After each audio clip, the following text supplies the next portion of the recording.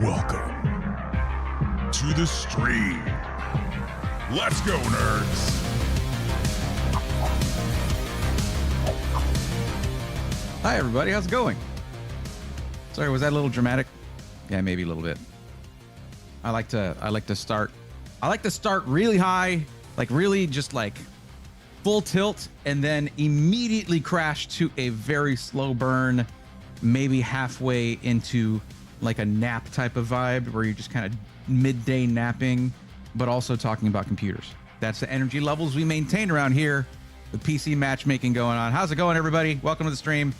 I'm Brave Thorn. I don't know what any of that was. I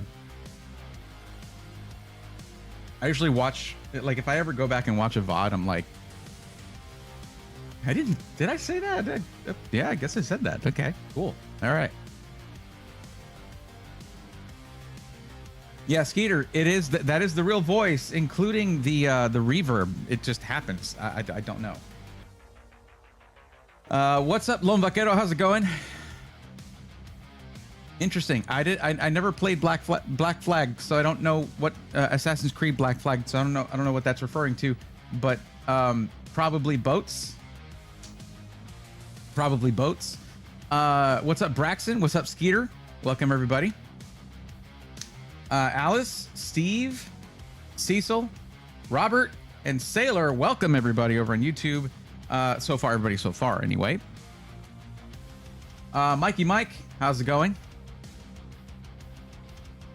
Sorry to hear that, Sailor. I think you told us that last time, and I did tell you to get well soon, and I am, I can just say that, I guess. It doesn't mean that that's necessarily going to happen, but I hope it does this time. Get well soon.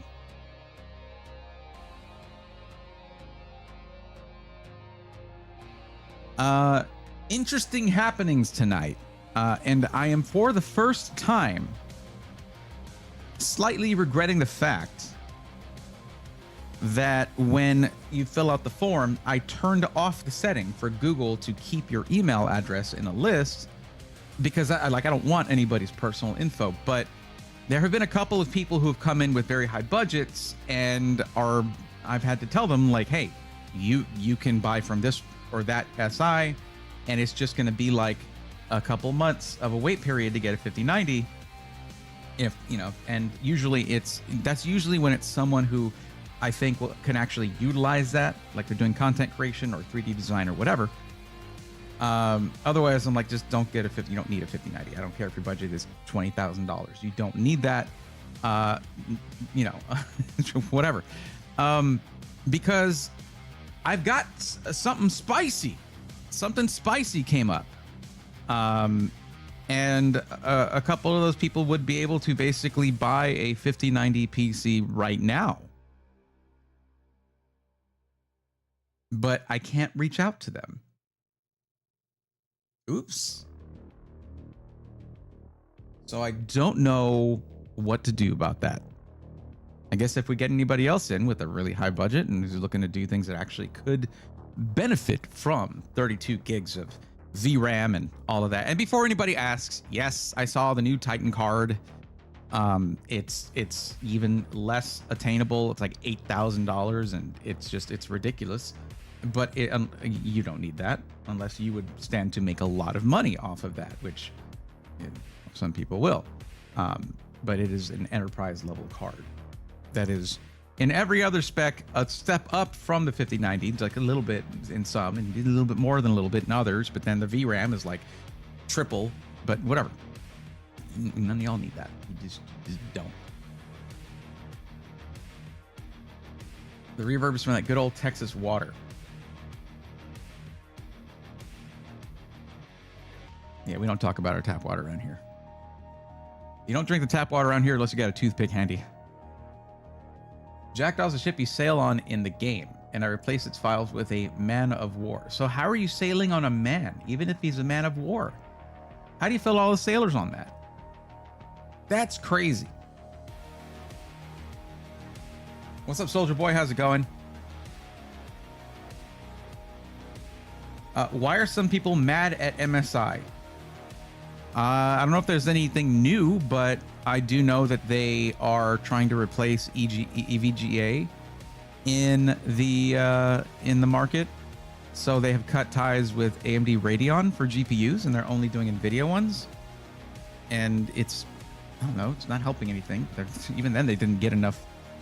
I would like right now, they must be feeling like, oh boy, as their contemporaries, as their competition that is making AMD cards had all this stock of 9070 XTs and 9070s that were out there, and they've made all the sales from that.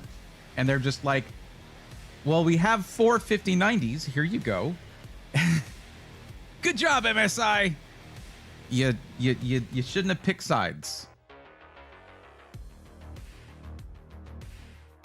Wait, really? I'm thinking I'm not up to speed on Texas water lore. I figured it would be good. I'm used to Flint and Detroit water up here.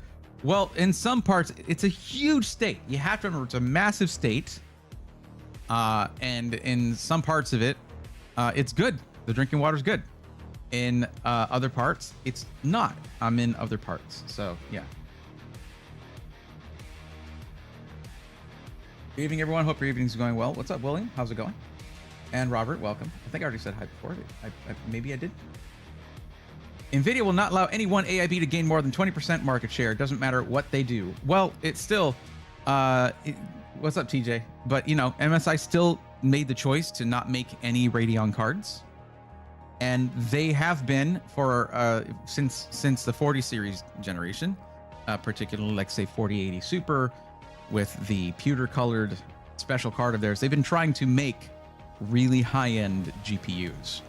And you know, sure, I guess, but they're really trying to, because you know, EVGA was the GOAT when it came to build quality and, more importantly, customer support and RMAs. They were second to none in that regard, and we miss them sorely. We miss them dearly. So MSI should just do that. They should just have really good RMA and customer support. That's what it is. It's not shiny products. It's reliable products that they also back up even in the event that they do have a failure.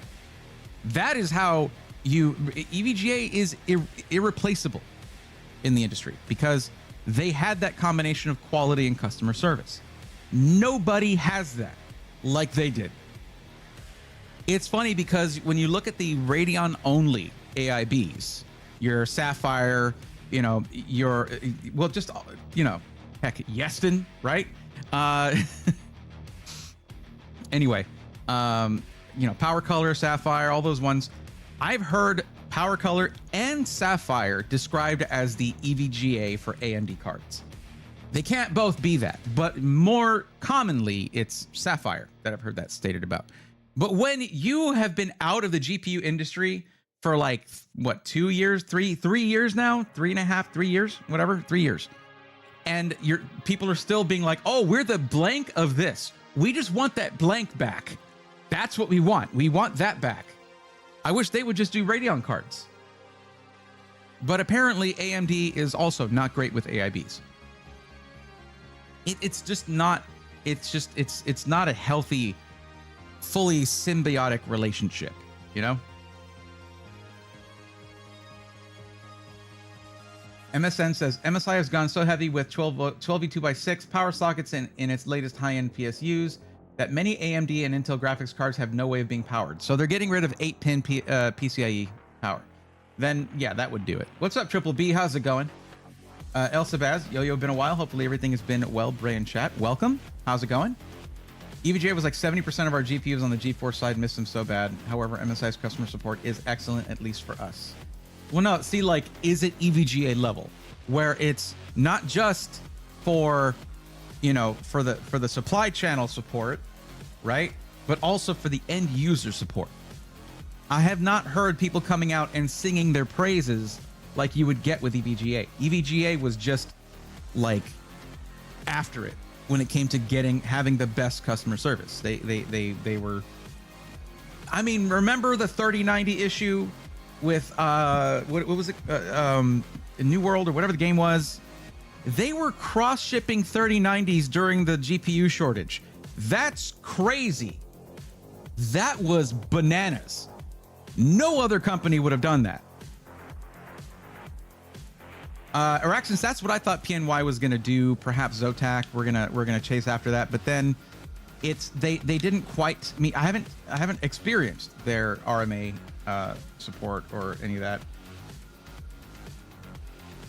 I have not, so I couldn't speak for that. Neither Zotac or PNY. But PNY is funny because they've already now here's the thing. I don't know if people realized what actually happened during like GDC and all the announcement of the new Titan card. You know who was making enterprise cards up until now?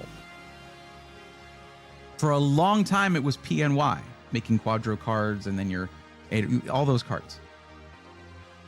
The cards that go to businesses and professionals and stuff like that. That was a Founders Edition. PNY is probably not super happy about that. I heard nobody talk about this. It's crazy. TJ, it's crazy, right? That was all PNY. And now there's a Founders Edition enterprise card, like desktop GPU. That was PNY's bread and butter, their main tie to NVIDIA.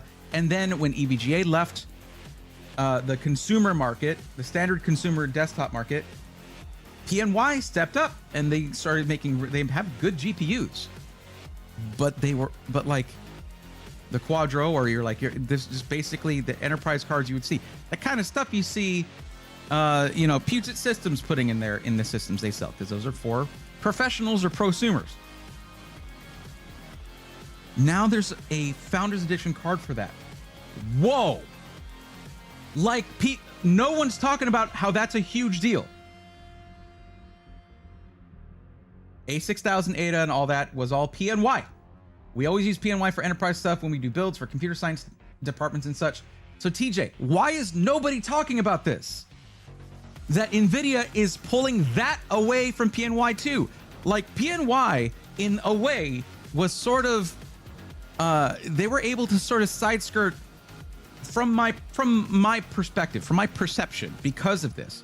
In a way, they sort of sidestepped some of the bad treatment AIBs would get because NVIDIA relied on them for their enterprise cards. But that's not going to be a thing anymore, it seems. This is crazy, and nobody's talking about it.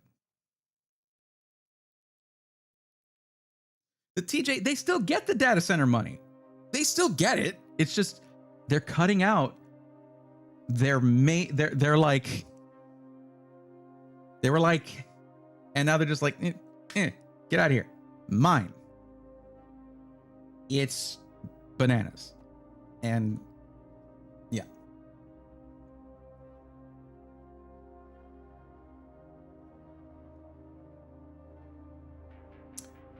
William, not sure if I said hi to you, but hi to you. Good evening, everyone. Hope your evening's going well. It is. Can't imagine they make very much per piece.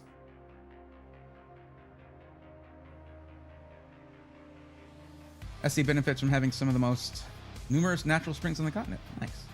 Agreed, EVGA is sorely missed, largely for their customer support. Big time. Still using my EVGA 2070 SC Black. I sent my last EVGA card to Mr. Cuddles when his 3080 died. And I sent him my 3090. And he's taking good care of it, I'm sure. Zotac was amazing when I was having Watchdog DSOD on my 5560 Ti for 48 core. Nice. PNY support told me they won't honor support if you buy from third-party sellers, i.e. non-Amazon LLC. Well, that sucks. Fun history lesson, my NVIDIA Quadro is PNY product. It would be, yes. What's up, Anthony Anderson and Cy Gashin? How's it going? On the bright side, I got a G.I. Joe Classified Edition Shipwreck action figure. It will never leave the box. Very cool. Yeah, but they do want all the commercial money, TJ. They do. What's up, Araxinus? How's it going? And Braxton, if I didn't already say hi. And Dodger Dog coming in with a sheesh. I never say that. But that's a good emote. I like that combination of them. That's good. Who's that from? Meow Buffy SH. Well, that's good. That's good emotes. So yeah, I'm really surprised. I'm really surprised in all the coverage, including Gamers Nexus, they weren't like, what does this mean for PNY?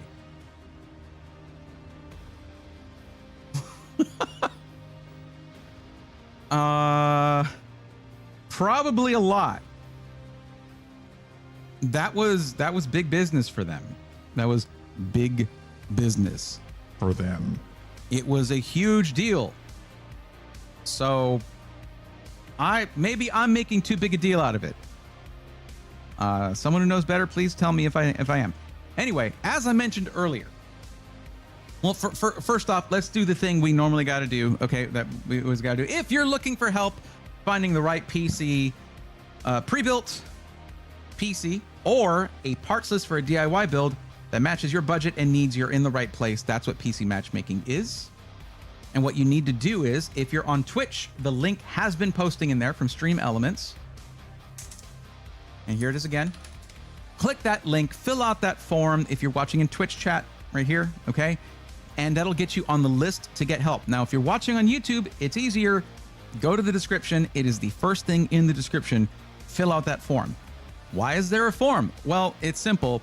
The form is full of questions that you should be asking yourself already. But besides that, it gives me the critical information I need to actually make a legitimate recommendation to you. I'm not just going to be guessing here. I've been doing this for years and it's free. It's just, this is what I do. Now, this is pretty big right now. I mentioned this very early on when there were only a few people in here. Okay. But a system integrator that shall soon be named has 5 5090 systems up for sale. They're clearly going to be high dollar. I recommend them for people who will utilize the 32 gigs of VRAM, i.e. not just a gaming machine. Okay. If you want just a gaming machine, this SI and others have 5080 and below systems that are going to be more than you need already. There's no stopping it if someone is just like, I just want a game, but also I will spend every dollar I have, and I've been saving up for 2 years, so it's going to be a $6,000 system. Sure. That's fine. It's just not, if you're here for my recommendation, you now know it. I don't recommend it if you're just gaming, and 5090 is a bit much for that. But as was stated by my buddy Jacob in NVIDIA, when I was like, hey, so internally, do you guys view this as a prosumer card or an enterprise card? But like, like, how do you guys view it? You don't view it as just a gaming card. Is it for prosumers and productivity? He was like, it's both. I was like, fair, which makes it great for people who do both.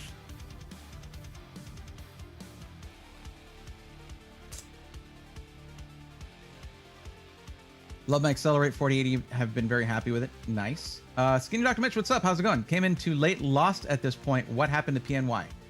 Well, basically, NVIDIA did a long keynote and they announced their new Blackwell Titan card, basically. Okay, what is it? 96 gigs of VRAM or something? It's crazy. It's just absolutely bonkers. Let me see what it was. I'm not going to shout out specs that are bad.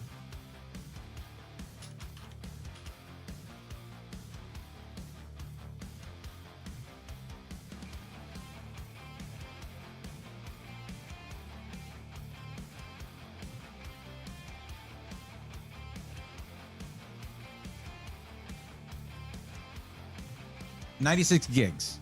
Yeah. Yeah, triple the VRAM of the 5090, more cores, all that stuff. But it's going to be like $8,000 or something. The thing is, everybody covered this, but no one talked about the fact that for years and years, this is an enterprise card for either high-level prosumers, like consumers that make money off of their home PC, right? Because they do professional things on it, or just enterprise setups, right? Or AI training, things like that. This is a basically 5090 sized card with triple the VRAM. right? Well, there were cards like that before, like the ATA 6000 or the Quadro cards. I actually I used to build Quadro systems for people who were doing geological surveys. Important stuff. Blackwell RTX Pro. That's what it is. Yeah. Thank you for the tier 1 sub, TJ. Thank you very much. 36 months on a 33-month streak. Wow. Thanks, bud. You see that little diamond there? That's what that's for. Yeah, RTX Pro series. I mean, I guess Blackwell, whatever. Yes.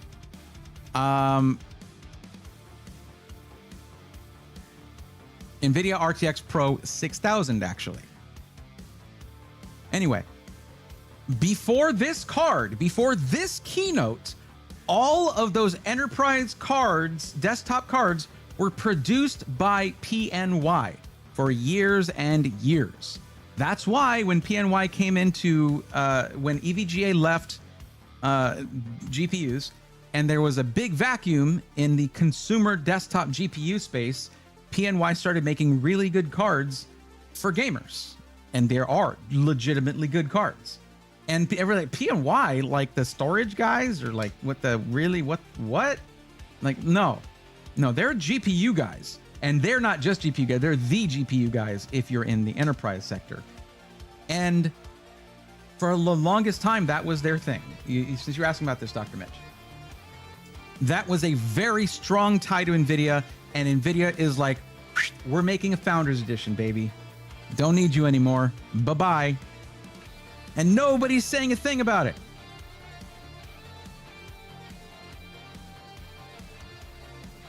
Electrothermal, what's up? I have a PNY 40 Super. It's been great. It is great. Tanmay, what's going on? Yeah, it's a huge deal. I basically need to throw together a YouTube short about this, because no one's mentioned it yet. Nobody's mentioned it yet. Yeah, you know what? I'm gonna do something really quick. He doesn't keep up with his DMs very well, but probably gets a million of them on Twitter. I'm gonna message Brett, UFD Tech, real quick.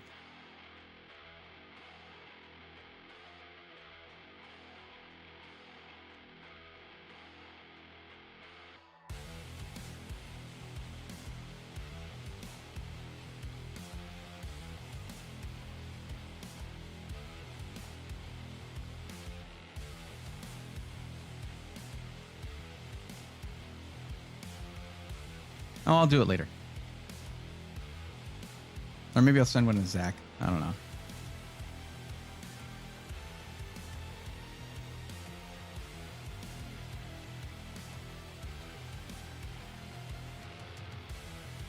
Anyway. So, y'all already know how to enter your forms. Goody gumdrops. We're good to go. Yes. Good job. So yes, keep in mind that... Very nice. Finally catch a stream. Hope everyone's having a great evening. Chad B, bunch of numbers. Thank you for that first time chat. Glad you're here. PNY definitely had some of the best cards and not paying an arm and a leg for it. Yep. Observer thoughts. Thank you for the lurk. So, okay. Ad is in progress now. We have an ad. We have an ad playing on Twitch. Okay.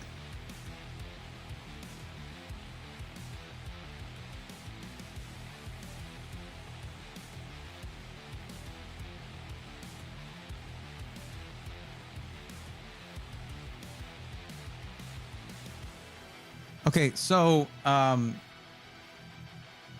need to see if I can reach out to one or two of the people who had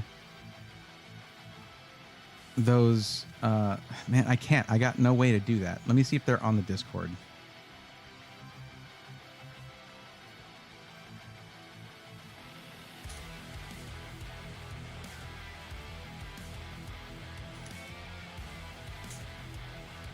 Let me look for users.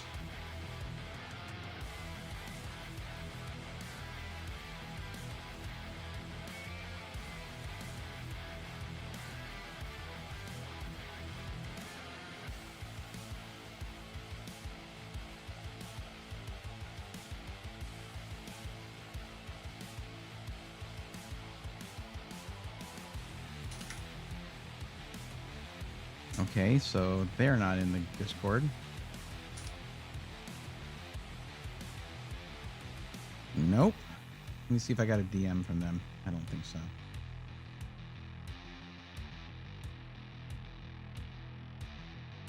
No, maybe on Twitter.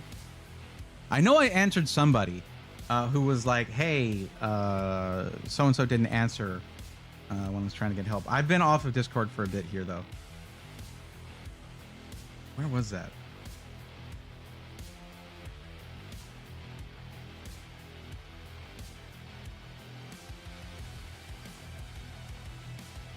I have been trying to. I haven't been on Discord for a couple of days, but I have been trying to respond to a few things in Discord. It's just, this is why I handed it over to the techies, the group of volunteers who help out with Discord. It would not function without them, and they are the absolute best. But man, where was my?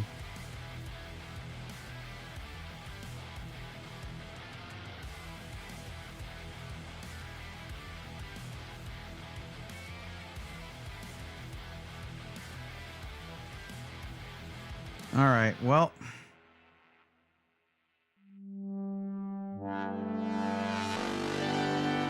What's that?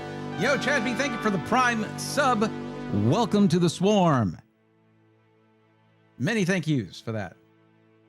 Did it for life, bro. On my 5070 Ti, I'm still able to play Mafia 2 with the PhysX option on. I thought that was bizarre. There's PhysX 32 and 64. It's probably on 64 then. That is not deprecated. 32-bit is. Or 32, PhysX 32 is. Getting the naming wrong a little bit. Sorry, I was looking at something else, though.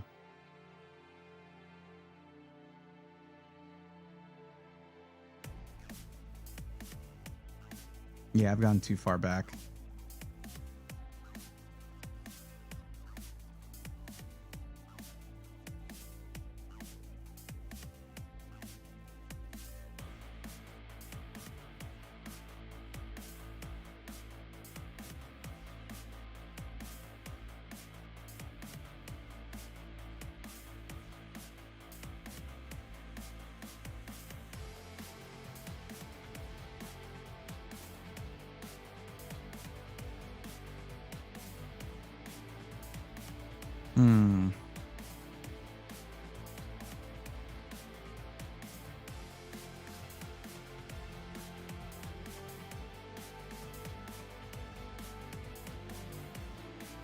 Oh well, never mind. I'm wasting too much time.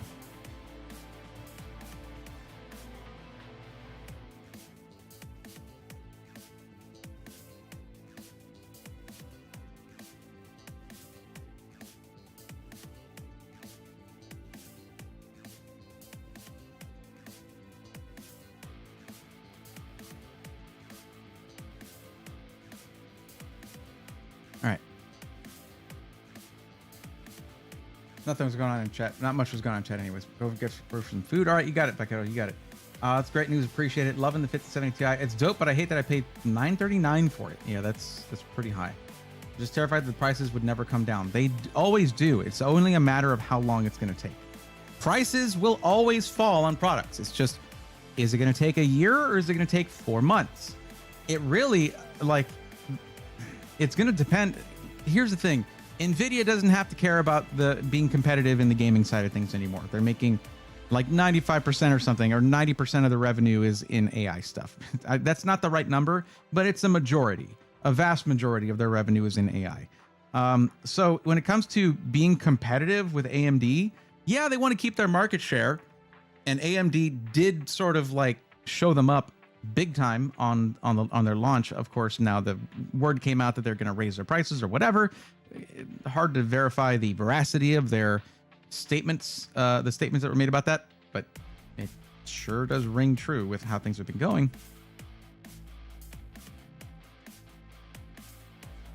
But NVIDIA doesn't have to care.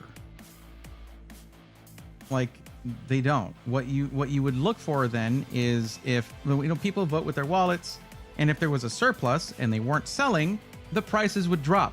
NVIDIA does not need to drop their prices right now. If GPUs are available, they're selling. Maybe the only GPU that has a chance of staying on the shelf is probably a 5070 because of the 9070 and 9070 XT. But this is something that I said in my my hot take that I did for Danny's video. Usually, as it turns out, the best component for you is usually going to be the one that you can actually get. Or maybe even the one you have already if you already have something, because it's like you'll get pressure to upgrade if you already have something. You get pressure to upgrade when you're already having a good time. Why upgrade then? You know? But yeah, if you can get it, it's probably going to be the best value for you. You can't judge price to performance on something that isn't at that price. And there's no performance if you can't buy it.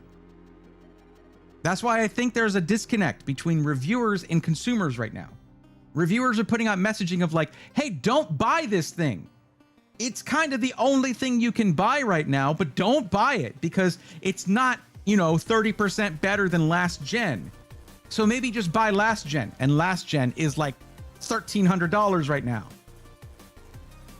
It's a little bit it's a little bit obtuse to have that kind of messaging in a drought, in a shortage of epic proportions like we're in right now.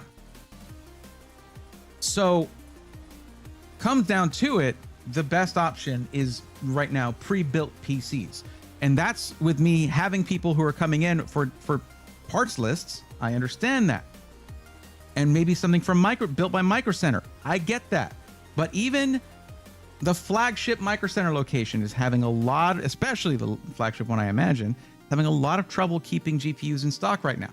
Because scalpers will go in there, give them a new email address, sure, here you go, and just buy GPUs on there because they get them for MSRP there. Plus tariffs or whatever. That's a retail location. Yeah, they can build your PC, but they're primarily a retailer. System integrators get their own allocation, though that is also experiencing some shortages. It's not experiencing the scalping side of that. Scalpers don't buy whole PCs just to scalp the GPU. They would have a house full of PCs with no GPUs in it. What the hell are they going to do with that? I mean, maybe there's an exception to that rule here and there, but that is the rule. So your best shot at getting a good GPU in a full system right now is with a pre-built, rather than going DIY. Same thing as the big GPU shortage we had before. Same thing, same situation.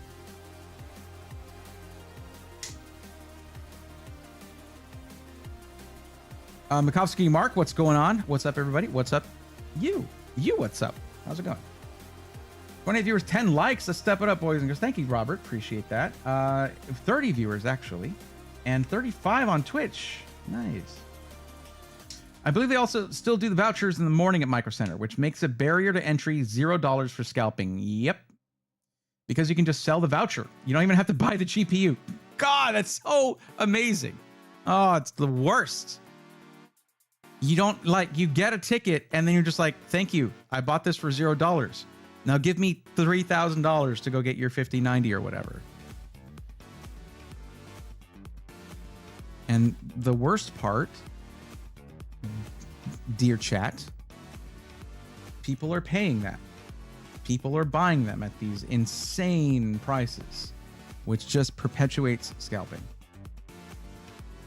You guys, for those of you who were here when there was a newer viewer who came in, and I actually have thought about it. I've thought back to it and I felt a little bit bad, but I completely and utterly went off on this viewer when they were in chat bragging about how their wealthy friend scalps cards. He doesn't need the money. He just does it. But, oh, I'm his friend, so he'll sell it to me for retail. And I was like, is this right now? You're like that person at Cars and Coffee who peels out and pisses everybody off, and you think you're super cool, and basically you get the event shut down. You're that cool right now. That's the level of cool you are.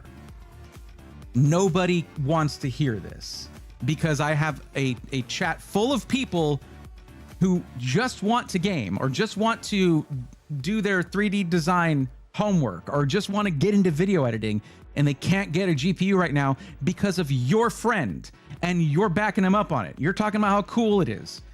Get out. I felt justified at the time, felt a little bit bad afterwards. Not a lot bad. To be clear, just a little bit bad. Toaster, what's going on? Toast with the most. How the heck are you?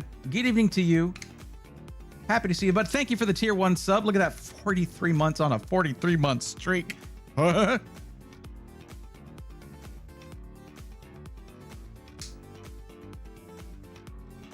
takeover guy of the computer world. Yeah. I was there when the viewer said that. It was in such bad taste. It was a bad take. It was bad vibes. It was all of the stuff. You want to throw in more terms? I crashed out. Okay? Zoomers said that for like a week and then it wasn't cool anymore when people my age started saying it. But it's what happened. It is what happened, but it was justified. So yeah, that's what I was saying earlier though. So the SI that has 5 5090 systems right now that are available is Alexander PCs. It's 5 Legatus systems with the 5090 and 9950X3D CPU, kind of the do-it-all CPU. Insane system. I'm guessing, TJ, that there are... You know what? I'm going to bring it up. I'm going to just take a look at it. Now, this is something I found out today, so not enough time to make a video about it, but, you know, and of course, video production is still sort of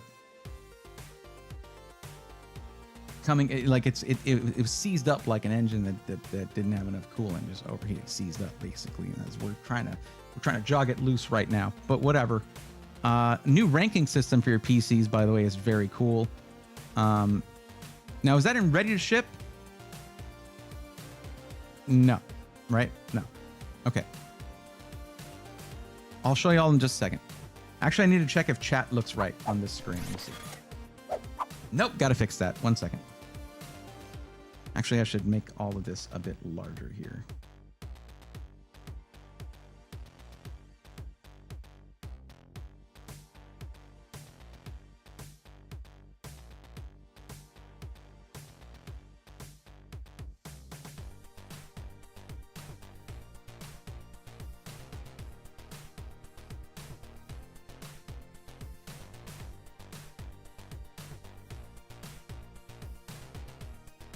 No, that'll have to.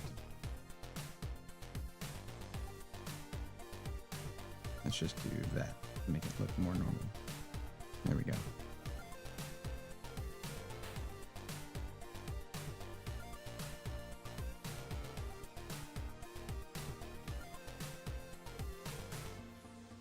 Chad B says $6,100. Wowza. Yeah. You do realize that on eBay, that's the price that people are paying just for that GPU. This is right on the money in terms of in my opinion. This is right on the, it is supposed to be an MSRP $2,000 card. No one's making cards at that price. Tariffs have hit and these cards are being scalped all over the place. And as a matter of fact, there have been word about system integrators getting scalped by distributors. It's not wowza. It's like, that tracks. But you got to understand, someone who should have a 5090 is someone who's going to write off that $6,000. Who's going to be like, this is my business expense. Or like, I'm making a career out of video editing. Or like, you know what? Blender is my life now. Or Maya or whatever. Like, that's the kind of person. Like, and also they want to game like crazy on this thing. That's who this is for. 9950X3D is for the person who is gaming and is doing professional or productivity stuff, okay? 5090, 32 gigs of VRAM. Literally double the 5080. That's not for someone who's just gonna be like playing freaking Fortnite in 1440p. Unless you're Shroud. Then yeah, but he's already got that.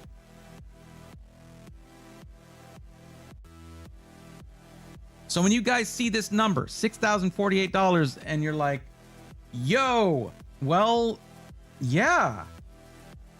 In fact, let's check. I'm going to check real quick on eBay how much 5090s are going for.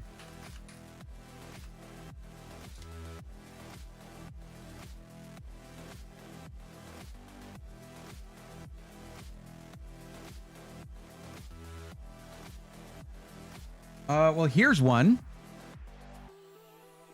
Founders Edition 5090, new sealed, free overnight shipping, $7,000. That's a wowza. Chad, that's a wowza right there. Oh, you're not, you can't see it. There you go. Or I can just do this. There you go.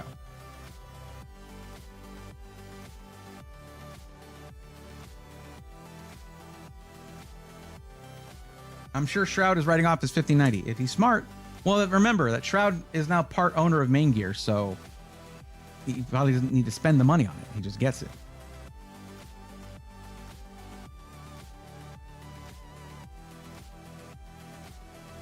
Now, there's some up here that are at a lower price.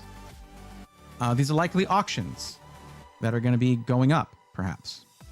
So, yeah, $69.99, not nice. I'm not giving that one the nice. OBO, or best offer. $6,500. $4,607, $3,979. But you have to remember also that this PC has the most expensive consumer desktop CPU in the market right now, the 9950X3D. It has a fantastic Lianli 011 Dynamic Evo RGB case with LCD fans on it, with the LCD Unifans on it. It has one of the top of the line motherboards you can get, probably 64 gigs of RAM.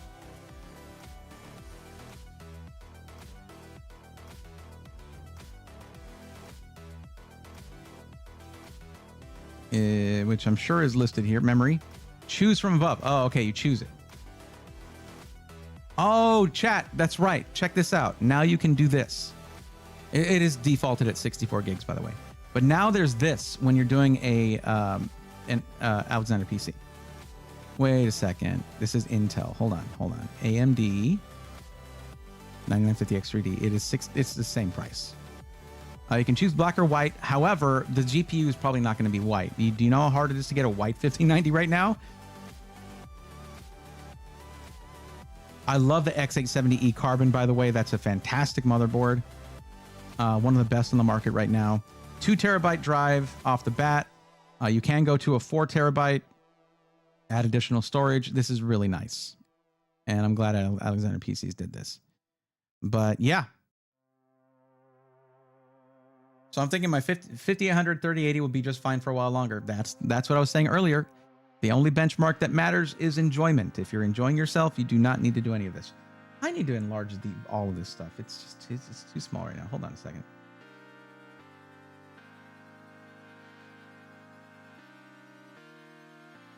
I had to do this last time as well. Cool. Thanks, OBS.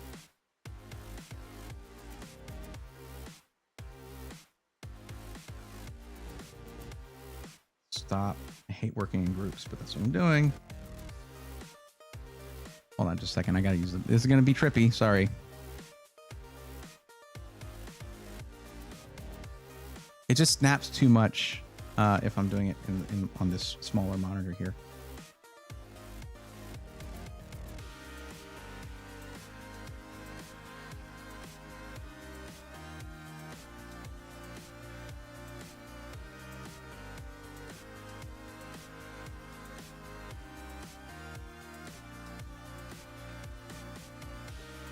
Chat box, and we bring that down. That works. Yeah, I feel like that looks a lot better. Oh, the name. I need to have this in its own subgroup or make a scene out of it. Ah, man. There we go. Neat. All right, we're done.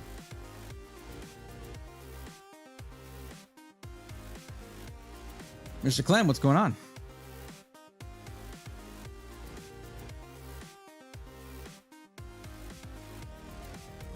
Great Cybertron. Yeah, only businesses can write that kind of pricing up. Yep. The price of VP is about to go up all cards 33% due to tariffs. Yep. It's not going to get better, guys. It's going to get worse. I mean, the eBay fees for $7,000. Can you imagine? No thanks, too rich for me. Indeed. What's up, Nefty? How's it going? Running i7 7740X and a 2070. I think it may be time for me. Well, now is a rough time unless you're willing to go with a pre-build. Michelle Melton, I guess it'll be next year until I'm able to upgrade my workstation. Q3, things should stabilize some more. It's just we don't know if the tariffs are going to continue into Q3. If anyone's looking to buy a console, get on it. GTA 6 is going to make it impossible to get later on. True. Yeah, not untrue. For sure. Internet always looks at CPU and GPU and price. Nobody looks at board, fans, PSU. These systems cost right over $5K to build, ship, insure, and warranty. Then the payment processor hits for 3% or up to 6% if it's a firm or bread pay or whatever. So assume 6,100. We actually net between 5,600 and 5,900. The machines cost us over 5K to build with those parts and shipping, and then we're on the hook for the warranty literally forever. So yeah, 6,100 is pretty fair. Indeed. I'm with you on that. What's up, Lynx? How's it going? Welcome. Probing Brayathorn. Yeah, that's a good reference. I like that. Here you can see where I switched to dark mode. Yeah. Yeah, like just like you guys, that's the thing is you're going to see CPU, GPU, and price. And if that's all you can see, boutique builders are not for you. But my suggestion is to start looking beyond that, because there are things that are very difficult to quantify the value of, like a lifetime warranty and excellent customer support. How do you put a number on that as a buyer? And also, your system is more than just two components. Stop looking at just those two things and saying, wow, they're price gouging, and not looking at anything else. Some places will do that to you, but the places that don't, those are the boutique builders that are worth their salt. And we all know Alexander PCs is one of the top ones out there. So, how far do you live from Dallas Micro Center? About 4 hours. No. That's about 6 hours. About 6 hours, 6.5. Zelmob, thank you for the lurk. I appreciate it. Now we're going to be looking at who needs help. Who has filled out the form? We got 2 people who filled out the form, not tonight, meaning they're probably not here. Saya Gashin, be sure that you're around because you might be first. But if Glass Gaming or Alternative Stanza are here, you got to let me know. I'm not going to automatically know that you're in chat, especially if you're not saying anything. So, for those of you who have filled out the form and are currently waiting for help, even if you filled it out 2 weeks ago or whatever, now is the time for you to let me know that you're on the list and you're in chat. There's 2 ways to do that. One of them's for Twitch, one of them is for YouTube. On Twitch, it's just a free emote. All you gotta do is follow the channel for free. Just hit that follow button, and then you'll have a few emotes available to you. One of them just says, I'm on the list. Drop that emote in chat. I'll find you on here, mark you down as up for getting some help tonight. If you're watching on YouTube, there's no emote that I can put in there for free. You'd have to buy a membership, so don't do that. All you gotta do is type @Brayathorn, I'm on the list. If you spell my name correctly, I know it's a big challenge, but it's free help. You got to put in a little bit of work there. Put in a little bit of work. If you type my name correctly, it will highlight my name, which helps me find your chat where you're saying that. People think those fancy RGB fans are free. Not, especially not the LCD ones with reverse flow and all that. Definitely not saying WoW's as a reaction to the margins or any of the providers involved. It was more of a reaction to the difference in cost between that and the cost of a desktop capable of doing everything I could ever want and then some. That's the thing, Chad. That's why you probably would not need a 5090. Like 5080 or a 5070 Ti can probably do anything you could ever want. When I was testing the 5070 Ti live on stream, I could not get enough. It was just demolishing every benchmark. And of course, multi-frame gen was insanely cool. Like, I enjoyed the hell out of it, and I did not expect to. I went in with neutral expectations, but if I had paid attention to all the content that was out there of people who had seen it, I would have been in there already a negative Nancy, being like, oh man, this is gonna suck. Oh, I saw some ghosting or I saw some pixels there. No, I just went into it neutral and I was like, yo, this looks amazing. And it did. Now you go to 5070 because I was testing that stuff in 4K and 1440p. 5070 ran out of steam in 4K in multiple situations because it's 4 gigs less of VRAM, but it was not every game. And also you don't get a 5070 for 4K gameplay. You just don't do that. That's not what it's for.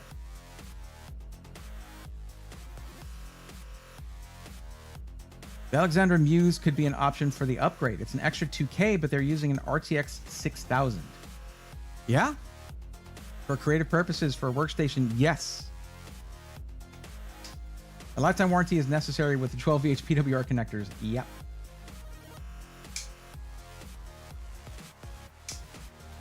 Having the best Tuesday this week. I'm happy to hear it. Sorry it's almost over.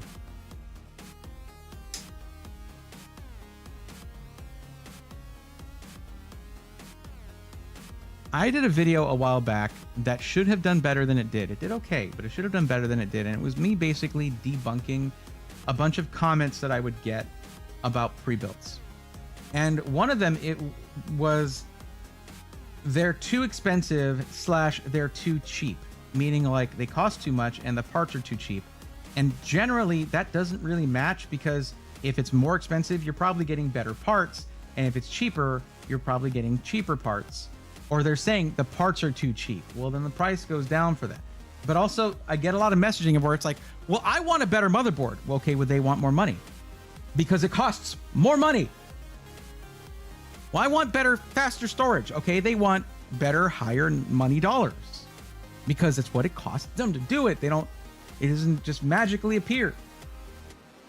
So when you've been reading the same 10 comments for like 4 years, you get a little salty. I don't think I can be blamed for that. And it was a funny video. I got to do a little bit of acting. It was great. It was great. Not my performance, but the experience. All those reviews slamming the 5080 and 5070 are gonna age like milk. Yeah.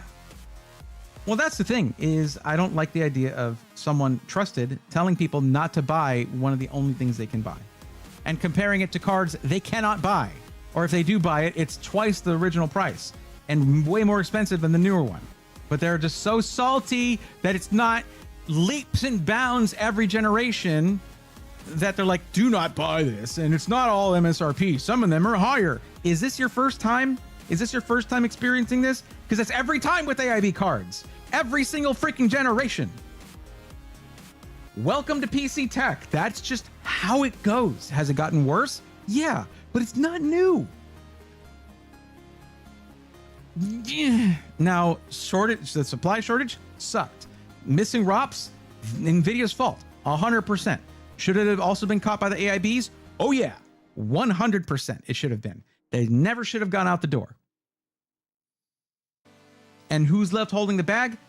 System integrators. If they want to keep their reputation for being good at integrating systems, they have to check the cards for missing ROPs. They have to go to the process of arming them back when it was so hard to get the GPUs in the first place. Good job, NVIDIA.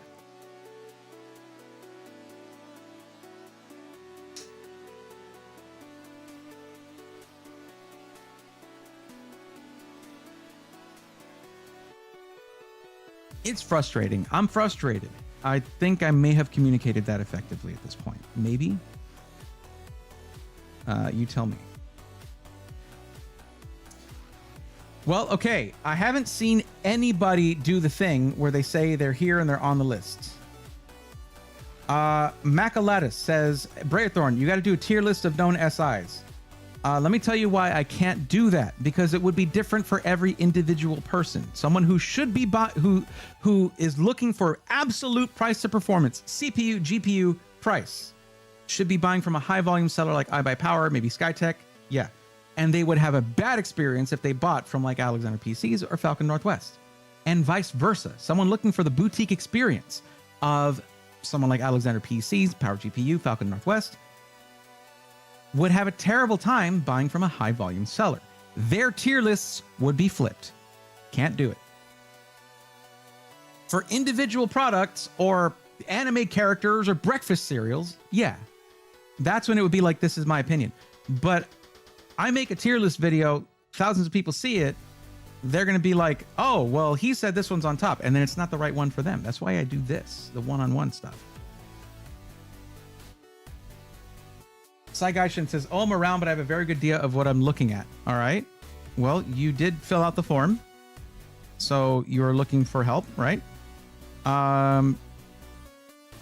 Cool. How many, so what's up, Sick PCs? How many days until the Astro cards go up another $200? I guess you didn't see what happened today. I'm kidding. Nothing happened today. Actually, though, it's going to be a matter of, I mean, we're looking at what, 33% potential increases in pricing. So yeah. Missing ROPs on NVIDIA laptops was too funny for me. Partners had to open the laptops again to check. That's the real set. Like, you can't just send back the GPU then.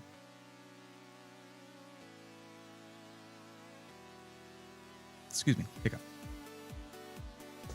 When was that Alexander PC's webpage updated? I don't know, TJ, when was that updated? Yesterday? A couple days ago? Now, the availability to buy 5090 systems went live a couple hours ago. That's why it's kind of an exclusive here that we know about it. So anyone who's looking for a 5090 system right now, I could even get you a discount on it. And it would ship 15 to 17 business days, not 2-3 months. But there you go, Izajat. What's up? But yeah, Saigashin, if you want the help though, you're first in line right now. We had a decent size site update today. Yep. The classification thing, very cool. And then, of course, the big story would be, you know, whether you like it or not, it's the 5090 thing, just because they're available right now, but it's only 5 of them. There are 5 of them. So anyone who's looking for something like that, it's going to be just over 6K, because that's what just the GPU by itself is going for on eBay. Now, I want you guys to think about that for a second. I showed you 5090 pricing on eBay, right? Like, you were there, right? Imagine being a system integrator and knowing that you could scalp those cards and it would probably sell and be a huge increase in, I mean, I don't know if you'd get in trouble for it, but it could be a huge increase in revenue for your business. Imagine that. Now, do we think maybe a couple of SIs might have done that a little bit on the side? I have no word on that. That would be pure speculation if I was saying it. But imagine if you're in charge of making money, bringing in revenue for a company that has to support either tens or hundreds of employees, and we're in the GPU shortage right now, and you get 10, 20, 5090s, would you maybe set aside half of those to scalp them and make triple what you paid for them? Silent Furies, thank you for the Prime sub. Much appreciated. I could literally shut all the lights off, send everyone home, scalp all our GPUs, and increase profits exponentially. But you're not doing that, and that's a move. That's a decision. That is a decision that you've made, and it's the right one. But that's my opinion. Like, I don't have to pay your employees like you do. This is the landscape that we are in right now, where I promise you, I don't know of any SIs who are doing this, but I promise you there's someone in acquisition or some CFO out there, chief financial officer, who's like chewing on the end of their pencil right now, just like, what do we do? Because these things are, the street value on these is way more than our customers are willing to pay, but there are people willing to pay that higher street value. What do you do? Can you really blame someone who is in charge of bringing in revenue for a company that supports a bunch of employees when you've gone through months of a dry spell of GPUs? NVIDIA made it impossible to get 40 series. Thanks, NVIDIA. Even AMD stopped production on their higher end cards. What the hell do you do? NVIDIA created this situation. There is no doubt about that. There is zero doubt about it. They had to stop production of 40 series, though they stopped it earlier than they maybe needed to. But they're using the same fabs to make Blackwell. It's not a new not a new process node. It's the same. To produce 50 series, they kind of had to stop producing 40 series. So like, they did create the situation, and then the availability of 50 series was just like poof. It was gone like a fart in the wind. They created this situation, but it doesn't change the situation. It's the situation that we're all living in right now. So I mean, I've been chewing on that thought like for a while. Whenever I see an SI post that they have these or put you on a waiting list or whatever, it's like, man, the opportunity cost is insane. But think about this.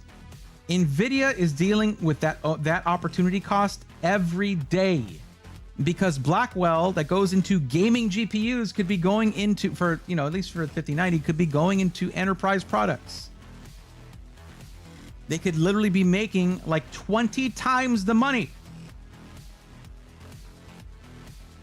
We have a dozen white 9070 XTs, tons of 9070s and 9070 XTs, a bunch of 5080s, a bunch of 5070 Ti's, some 5070. Could take a real nice vacay. Yeah. Lux Tizer, thank you for the lurk. Thank you for the Prime sub. Look at that 18 months. It's beautiful. Thank you, Lux. I wish you well, bud. I hope you're doing good. Happy lurking. Also, I think I made probably the best lurk emote on Twitch. My opinion, also correct though. It's just me going like, I can't really do it here. Whatever.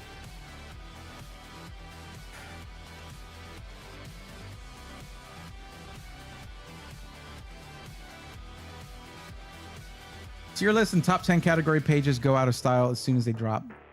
There was a definite trend of those.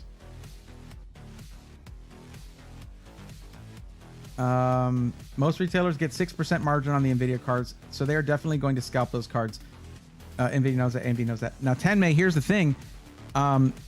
It's to the point where, and this was something that was going on also during the shortages for 30 series. But distributors are getting in on it. Hell, NVIDIA was selling pallets of GPUs to crypto miners in 30 series during the crypto boom. Technically, second major crypto boom, but still. The supply chain is part of the problem. And then, of course, add tariffs onto the supply chain, which is chaos, causes chaos, and we pay for it. If something comes into the country, then the person receiving it pays the tariffs. Y'all realize that, right? For those who don't know, not the person sending the products, but the person receiving products, receiving international products, is the person who pays the tariffs, and they pass the NT savings right onto you, the consumer, because they kind of have to. But then they're scalping them too in some situations. It's bad. It's bad. It's bad all around. Anyways, enough gloom and doom.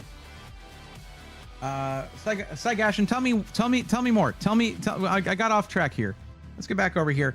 So you said you have a good idea of what you want. First, I need you to tell me what your actual maximum budget is. You're between $1,500 to $2,000. What is the actual full-on max dollar amount, single dollar amount, not a range, that you're looking to pay for your system?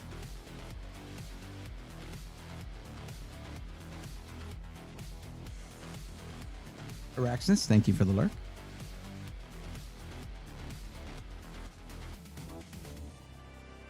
Yeah, well, the thing about the AI bubble popping, Tenmei, is that it's persisted quite a while. And you have one of the largest companies in the world fully pushing that. It's not like, dude, compare Meta to NVIDIA. There's no comparison. They are a fraction of the size of NVIDIA. And they were pushing metaverse, and it didn't take. It was too vague of a concept. But then you have AI, which is vague in a way investors like. And it's just, the interest in it has not gone down because the technology is actually advancing and has actual practical applications, unlike the metaverse. So yeah, It's a bubble made of concrete right now, and I don't see it crumbling anytime soon. But if it does, yeah, there's going to be a lot of data center products on the market, on the used market. After taxes and shipping, I can do 2.2K. No. If you look at the budget, I need to know what your maximum budget is. This should not include taxes or shipping, because I don't know how much that's going to be, and I shouldn't sit here having to bring up my calculator to figure it out. So it should be separate from your budget for a monitor, peripherals, etc., and it's before taxes and shipping. That it's all here. It was all in the form you filled out, which I think everybody just blazes through it, which gives me a nice chance to roast them if they do. Because you might have blazed through this part too, but it does say in the beginning, if you ignore the instructions in any of the questions, you agree to be roasted on stream, which is my favorite part of this whole thing. Good-natured roast, don't worry. My favorite part is helping people, actually. Don't listen to me. All right, $2,000. All right, cool. So you said you have a good idea of what you want. What is that? Also, Tustin Micro Center. Interesting. Power spec. I guess I could probably narrow it down. A power spec system from the Tustin Micro Center, that is around $2,000. But let's look at what you're doing with it. Just gaming. You want to do ultra wide. I guess I would need to know if it's going to be vertical 1080p or 1440p. That does make a difference.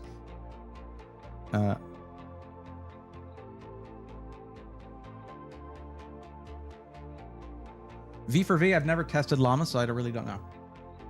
I just don't like what Meta's trying to do with AI. Artificial user accounts, it's not anything new. I mean, they've messed with that kind of stuff before, but it's an implementation that is it was pretty unpopular. I don't know if they stuck with it. But making fake users with AI, all that, not my favorite thing. Not a practical use for that, in my opinion.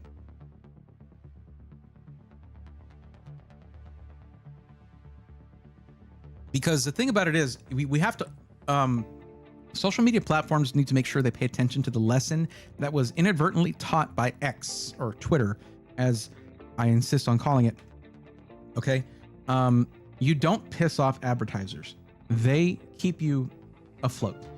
And imagine being an advertiser and having that platform say, hey, we're going to have tens of thousands of fake AI accounts. That's going to take a bite out of your actual real engagement. Who wants AI bots to be looking at your advertisements? But that's going to count as a view, probably.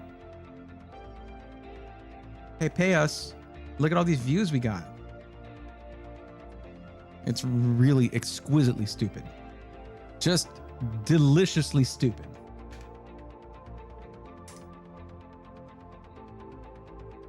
I don't trust Lieutenant Commander Data to make a friendly AI, but he does like mixed martial arts. Vertical 1080p. All right, cool. Okay, so we're going to Micro Center. Let's take a look.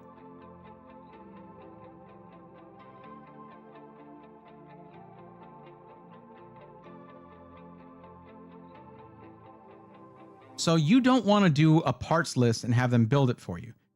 Could be a smart move because there's a $150 to $250 build fee. Computers, desktops, gaming PCs, and then we just have to put in the price range. That should be near the top of your options there, Micro Center. Come on. And it shouldn't be a radio button or a check mark box. All right, well, let's just sort by lowest price, maybe highest. Okay. $18.99 is an ROG Nook 970. These Platinum 7800X 3D 4070 Super. Well, that's a solid one right there. Wait, what did you say you wanted in terms of the color of the system? In black. Okay.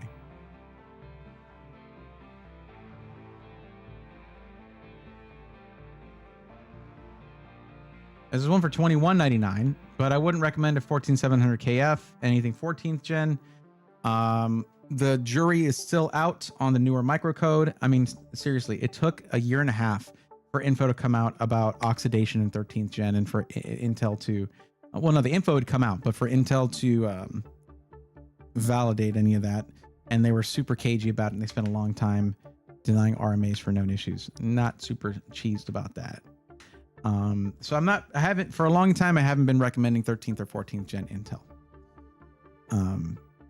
Nice that it's a 5070, but 4070 Super in some circumstances can come pretty close to a 5070 in some circumstances.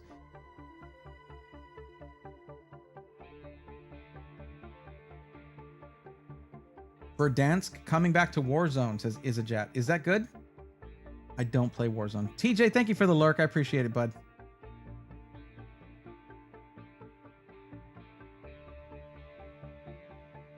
So yeah, I guess this one here. Now, the other option is for me to just put together a custom system if they have components. Let's see if they have GPUs. Select video card. Actually, we go highest price on this. Wow. No.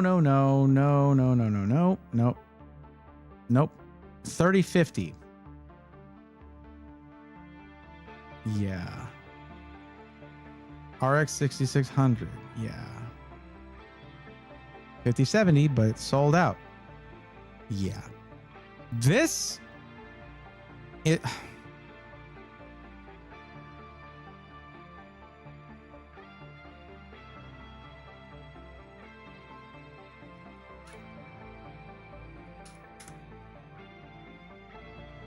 zero GPUs, bruh.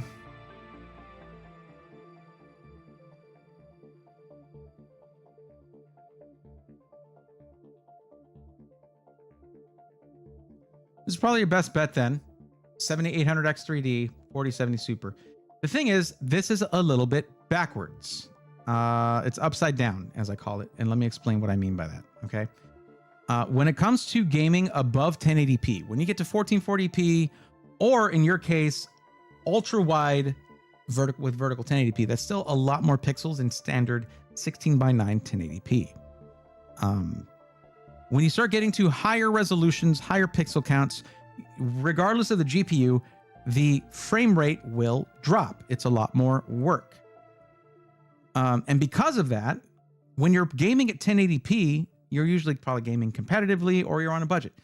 Your CPU is a little bit more part of the equation when it comes to your frame rate, when it comes to performance. Your CPU is more important. If you go to a higher resolution like you should do with a 4070 Super, that can do great, amazing 1080p performance, yes, but it's also great for 1440p. That's when something like a 7800X3D is wasted money. If you're just gaming, that should probably be something like a 7600X. That can do 4K gaming, any kind of gaming you want above 1080p. And then the extra money goes into your graphics card, maybe 4070 Ti Super, or 5070 Ti, whatever, but that's not available. So this is still a well-balanced system. And if you do any competitive gaming at 1080p, this thing's going to be an absolute monster. 32 gigs DDR5 5600 is wrong. They should have put DDR5 6000. That's what I would have put in a custom system. 2 terabyte NVMe SSD is interesting. I would like more specs on that, and that should be available right here. Specs, there we go. What do we got for storage? Nothing. It just says this is Micro Center, and all they're telling us is NVMe 2 terabytes. Yeah, it said that up there, buddy.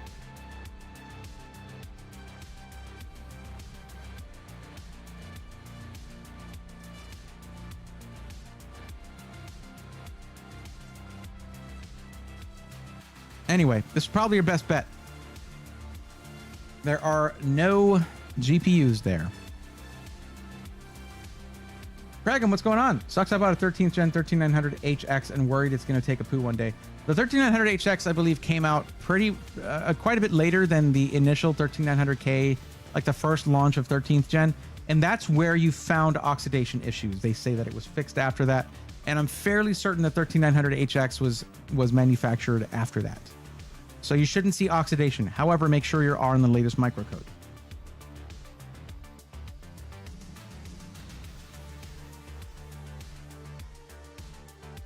I think it said black when I asked a question about the NVMe drive. So like Western Digital black. Okay. What motherboard are they using on that system? That's a good question. We won't be able to change anything about that, but like case and motherboard. MSI Pro B650-P Wi-Fi. Now, why am I not super concerned about that? Well, that all comes back to the form. All they're doing is gaming. Just gaming. When you're just gaming, the I/O is not nearly as important, and most motherboards are going to take care of you there for whatever you need.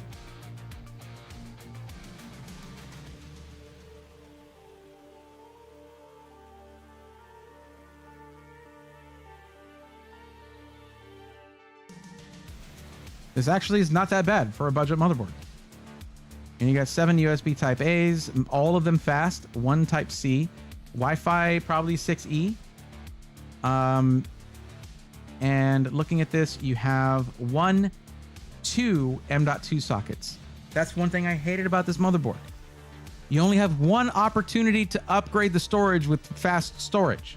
Just one extra slot, where there could have been an extra one here, an extra one here. Nope. They're like, yeah, they can add one more NVMe drive. All right. Better make it a large one.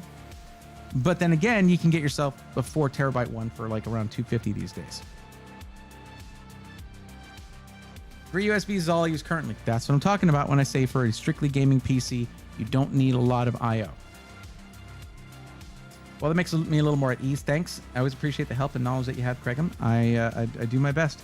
Just make sure you are on the latest microcode, and according to Intel, you should be okay.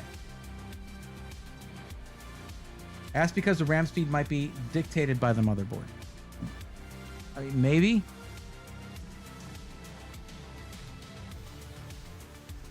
Generally not. I mean, this one should be able to handle more than 5600. It's just that the RAM's not going to be able to handle it. It's not designed for that. But it could be limited. It could be. But we're not looking at an A-class motherboard here. It is a B650-P. Chris Rogers, what's going on? Welcome. Is that board 2.5 gig LAN? I did just upgrade my speed to 2 gigs. Good question. Should be. Communications LAN 2.5 gigabit Ethernet. Yes, and Wi-Fi 6E, as I mentioned. Bluetooth 5.3. Dragon, thank you for the Prime sub, my friend. Much appreciated. Welcome back to the Swarm. Thank you.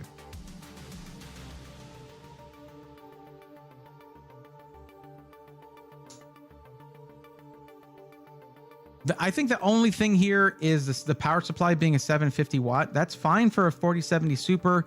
It's just that if you're going to upgrade to anything higher than that, you're going to need to upgrade your power supply, very likely. You know that GPU manufacturers are not getting shy. They're getting less and less shy about requiring power. So yeah, I see it as just scrolled past. Yep. So yeah, I mean, this is probably your best bet. The thing is, if you're near the Tustin Micro Center, you're also near City of Industry, California, and like Ontario, California, places where a lot of system integrators happen to reside, like Skytech. Where you can actually do a thing where you do a will call where you can purchase your PC and just be like, hey, I'm just going to pick it up. And then you just pick it up. And they have systems where it might be, 3 or 4 days rather than just going in and picking it up first day, but you might get a better deal. Potentially. Like I said, this one's kind of upside down. There's more money in the CPU than there should be for the resolution you want to game at, which is ultra wide. Which is going to require less from that 7800X3D. And it's not going to push the 4070 Super that much because you're talking about vertical 1080p, but then horizontal is more like,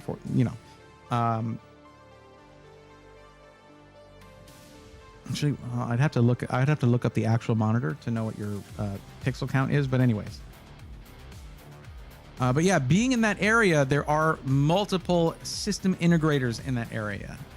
To name a few, Skytech, iBuyPower, CyberPower PC, of course, the latter, which I won't recommend. But yeah. Better warranty as well. I don't actually know the default warranty with this. The thing is, this is 13 new in stock right now. That is compelling. It is. But yeah. I need to read more about Wi-Fi 6E versus Wi-Fi 7. I mean, most people are not going to get, if you're using your either modem and router or gateway, which is a combination of modem and router, from your internet service provider, it's very unlikely they're going to provide you with Wi-Fi 7. It takes forever for ISPs to catch up to the enthusiast market when it comes to, because most people don't need Wi-Fi 7. Most of their devices don't feature it. I mean, smartphones will, but most laptops, things like that, smart TVs, just don't have it. Hello there, Dueno430 here. I just submitted a form. How long does it take to get to you? Well, James Camp, why did the first rule of the form is that your form needs to match what shows up as your name in chat. I even put a picture here. Why is it different from your name in chat? Is that your name on Twitch? Then you should be chatting on Twitch. That's just so I can verify who you are. But I'm helping somebody out currently. The person just before you. Yeah, let me mark it down like I normally do. But yeah, this not matching your name, and considering that was the first question, this should match what shows up as your name in chat. There you go. It's all right there. Yeah. It's an interesting choice for sure. LG 34UC. Okay, all right, hold on.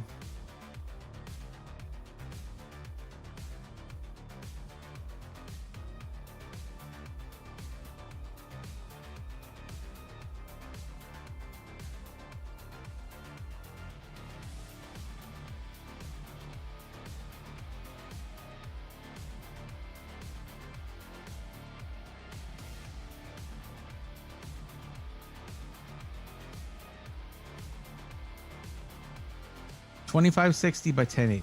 Okay.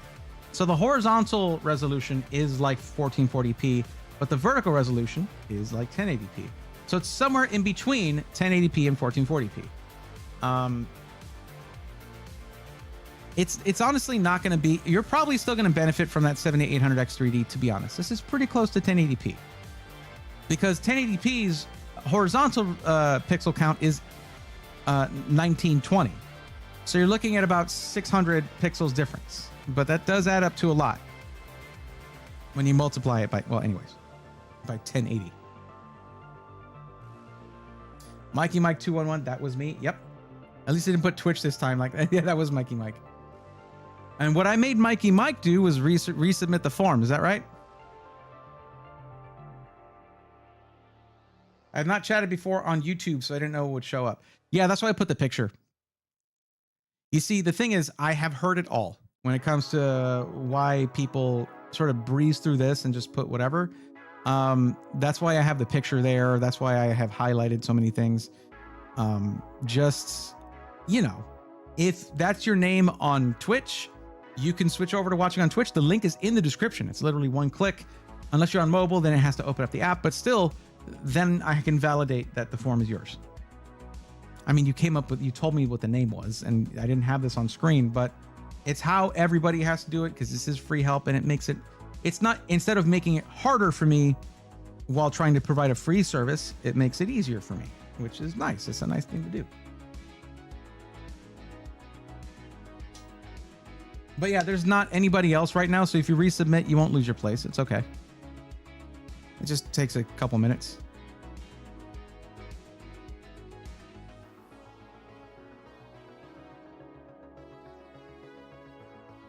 It's like we got an ad break over on Twitch. But yeah, Sai, if you're cool with that, that PC's fine. Considering the resolution of that monitor, again, it's not that much higher than 1080p in general. You're gonna be somewhere in between the GPU bound 1440p and this more CPU bound 1080p. So you can benefit from the 7800X3D in that situation. James, I would suggest it, yeah. unless you want to switch to, because I'm only on Twitch and YouTube, and if that's your Twitch handle, you could just switch to Twitch and you don't have to resubmit anything. You'll just be next. That's up to you. But that is what I have people do. Because as it says here, entering anything other than your username invalidates the form submission. Because, you know, it's there. I don't make the rules. You know, I did make that rule, actually. Anyway, I've been doing this for years, and the harder someone makes it for me, I just reflect it right back. Even if it's by mistake, it's just like any form you do, take your time. Because it makes whoever has to read the form, it makes their job harder.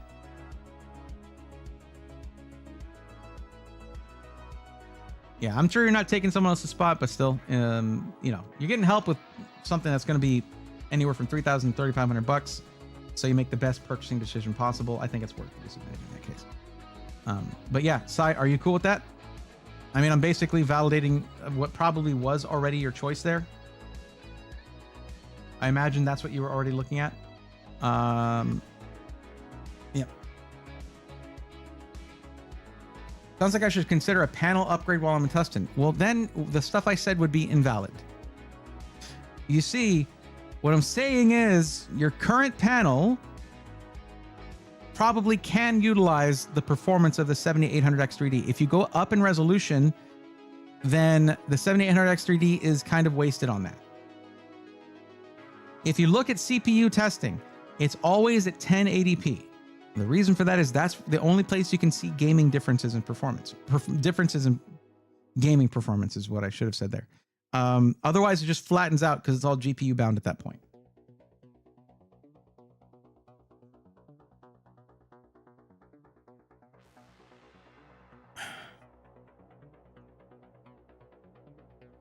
I've been filling my forum out for a month. What? Filling your forum out for a month? Bray, can I private message you on here or Discord for you to read, respond after stream or wherever you have time? Just wasn't sure which was easier for you.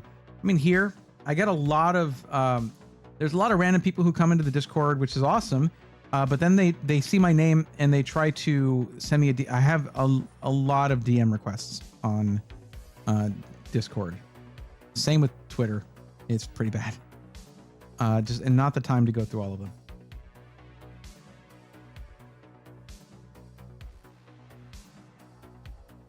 But yeah, Sai, what I'm saying is this is fine if that's what I'm just going to put a link to this in the form because it is fine. It meets all the needs of what you're looking for. And they have them in stock. So wait. There we go.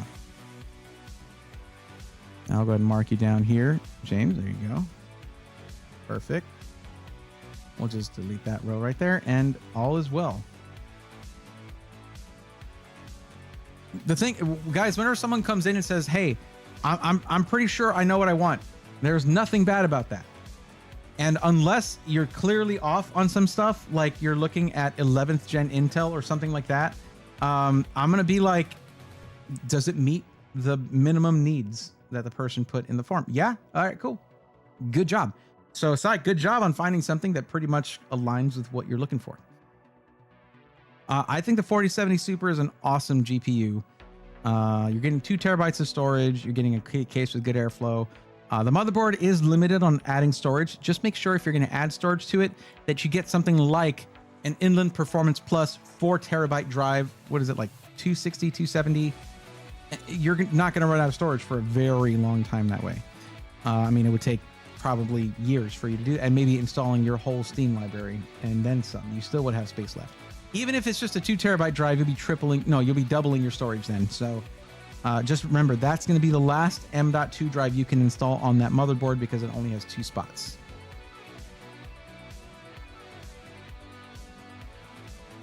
You've helped me 3 times and I never do it right. Braxton, you just got to slow down. It's got to slow down a little bit. It's okay. You know that's part of the entertainment value here. You know that.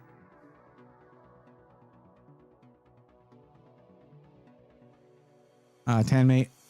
So fun fact, there is a major company that is actually sending me a monitor right now, and they haven't told me any details on it. And I am secretly hoping against hope that it's an OLED because to this day, I don't have an OLED monitor.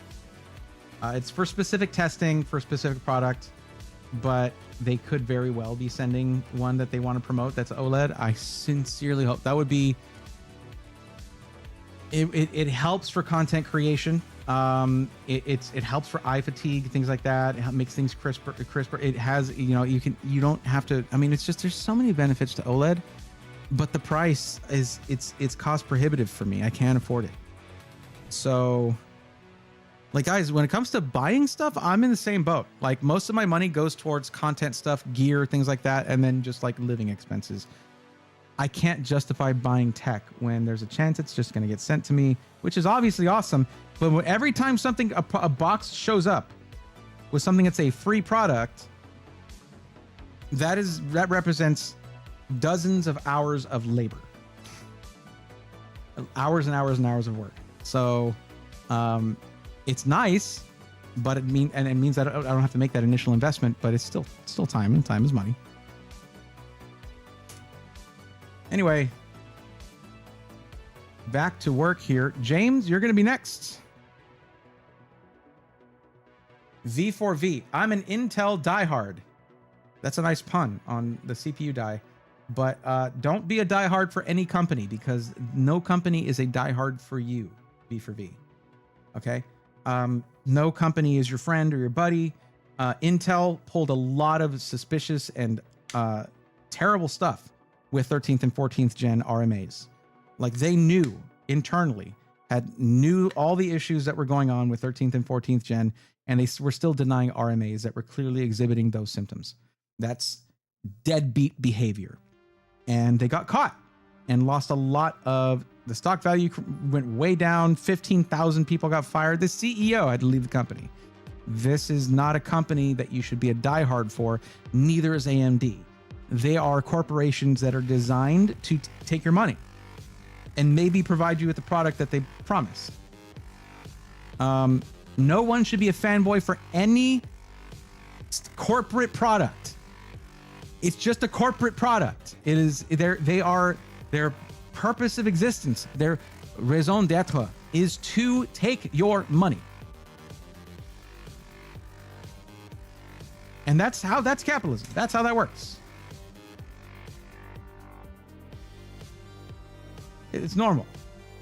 The people that they're dedicated to are their shareholders, not their customers.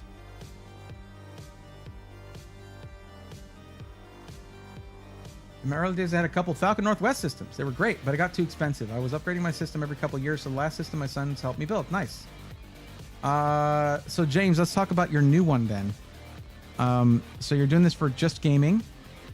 Now you're near the Fairfax, Virginia Micro Center, but you want a boutique build. And in white, very nice. Let me ask you this.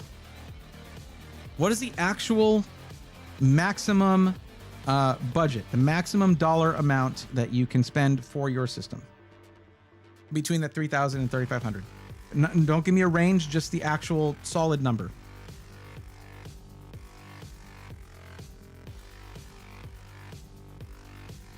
Yeah, right now, to get a GPU, pre-built is kind of the only way to go. And even then, some system integrators are having trouble. Many are having trouble. But it's not anything like the retail space where it's just a barren wasteland. How's that Pixie monitor review coming? Pixie, Sailor, stop reminding me about that. I don't know if it's going to come out. I mean, if you look, they haven't posted a video in other than the 5070 review, I haven't posted a video since CES. And there's reasons for that. So.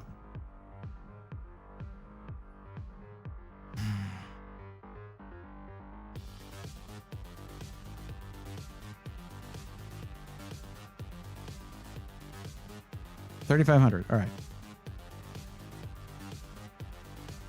So are you wanting to go to Micro Center? Is that where you're wanting to get your system? I'm just gonna check real quick if the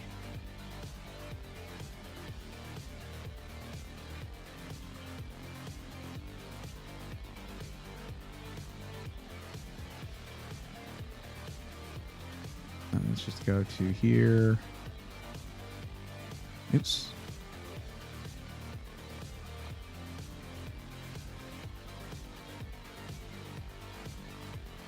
Let's just see if they have any GPUs first, if we want to do a custom system.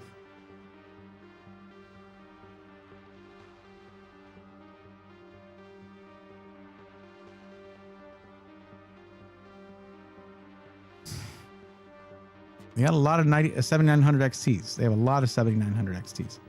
Wow.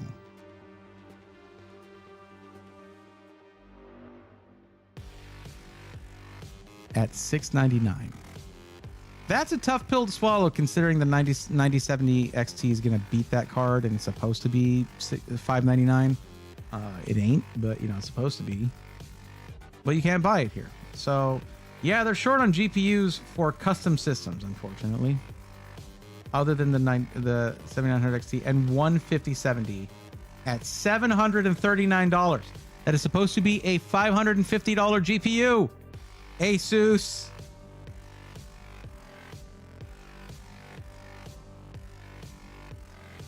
And I know I'm complaining about something that I got after others for complaining for.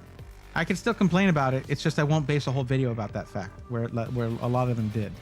Made a whole video about like, oh, what MSRP? It's a lot. Yeah, no, we know it's normal for that, but I can still complain. So it would basically probably be just a pre-configured, pre-built system rather than something where you have them do same-day pro assembly. Micro Center's about a 3-hour drive, but I don't really care. All right. Well, let's get back to looking at what you want to do with the system before we continue. It's gaming at 1440p. You want a white system. You would like to go boutique. Well, $3,500, you can absolutely go with a full boutique system in 1440p. I know where I want to look, actually, because there have been some updates to this site as well. Let me take a... Hold on a second. Check something first.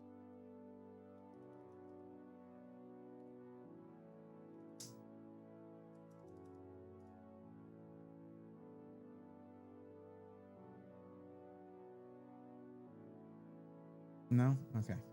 Anyways. There we go. Since Mikey was in here earlier, let's take a look at Sick PCs. They have hold up, 9800 X3D and 5070 Ti's in stock on the custom builder. Nice.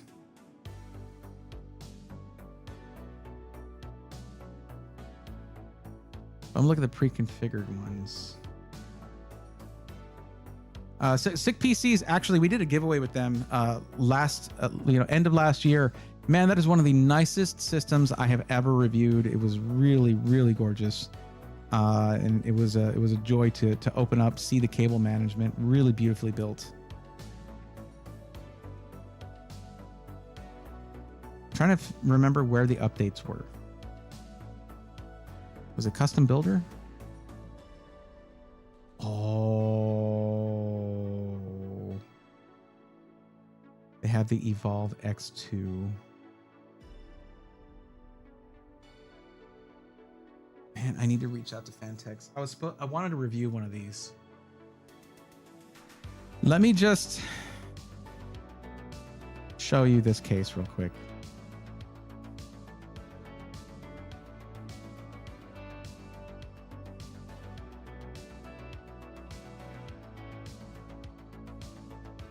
Look at this case. Look at this case. This is one of the cleanest PC cases that has ever been conceptualized and then built and manufactured and sold at retail. It is perfection. And Sick PCs has it. Not a lot of SIs do.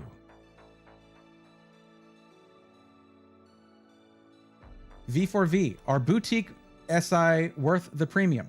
That is a subjective topic right there. V4V, for some people it's worth it, for some people it's not worth it.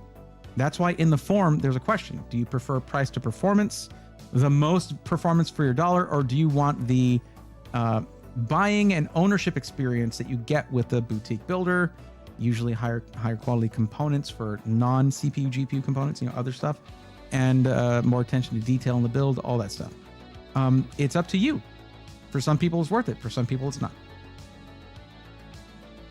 I really want 4 terabyte hard drive though. Do you really mean hard drive, James, or do you mean SSD? Like NVMe SSD? Do you mean like a spinning plate hard drive or SSD, solid state drive? Because when you say hard drive or HDD, that is a specific kind of drive.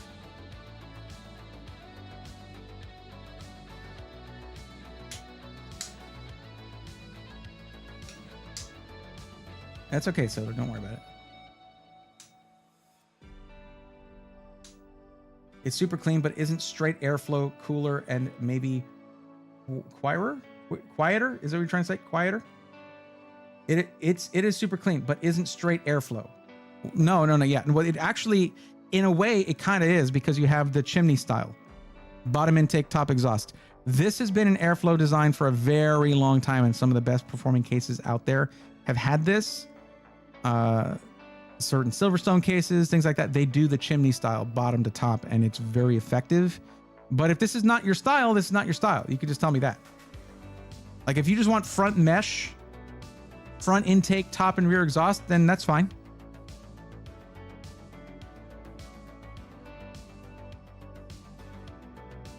Fantech standard fans have been some of the most reliable fans I've ever had, even outlived some of my Noctuas. Fantech makes amazing fans. Nice. Metal strips are the new wood look effect of 2023-2024. Airflow is bottom up. Yeah, it is bottom up. What's up, Rutu?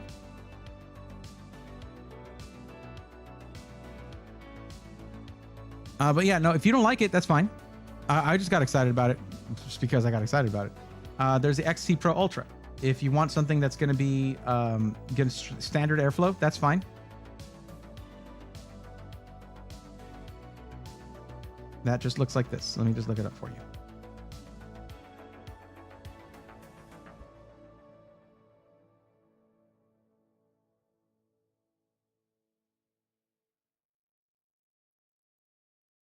There you go. Okay, sure.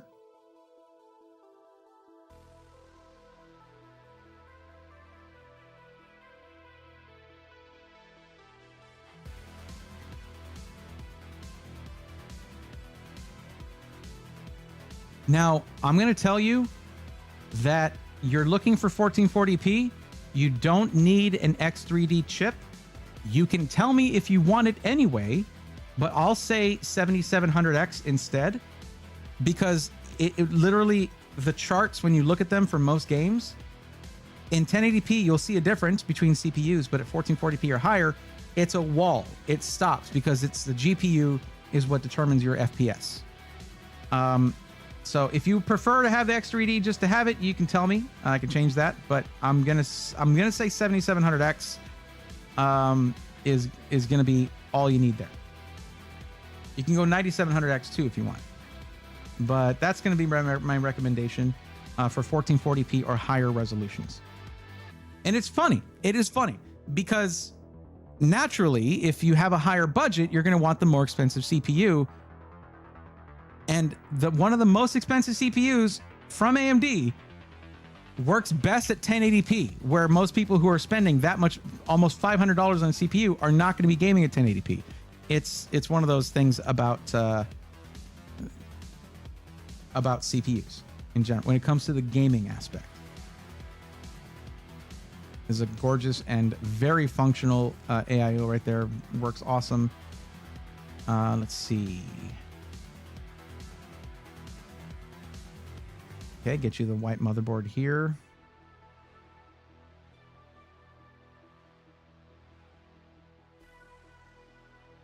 If the builder knows what they're doing and it's cool and quieter, I'm fine with the chimney style. I can't tell you whether it's quieter. It's, you know, it could be similar in noise, or it could be quieter because you kind of have your fans tucked. Your intake fans are kind of tucked away in the bottom, whereas here your fans are going to be right on the front. So that should be a little bit quieter, yeah.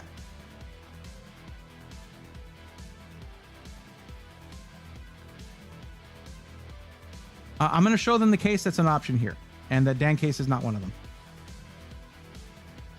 If you like the look of this, like, it's okay to care about the looks of the PC. Nothing wrong with that. I'll say, you know what? We'll go to 9700X. so that it's the current CPU. It's a current CPU in that class. And go with a matching white motherboard. It's gonna look so sick.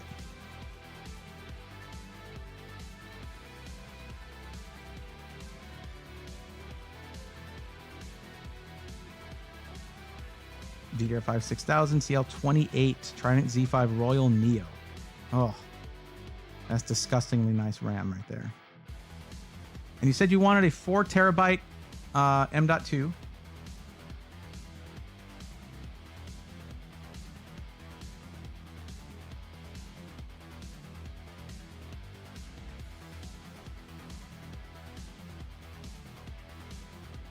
There we go.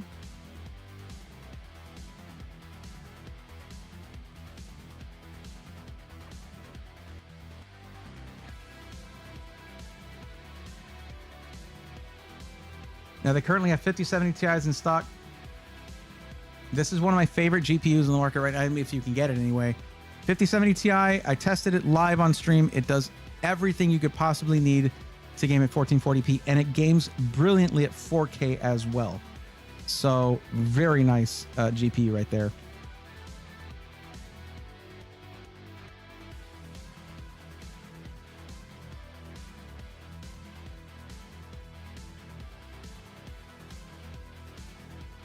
Vertex GX 1000 watts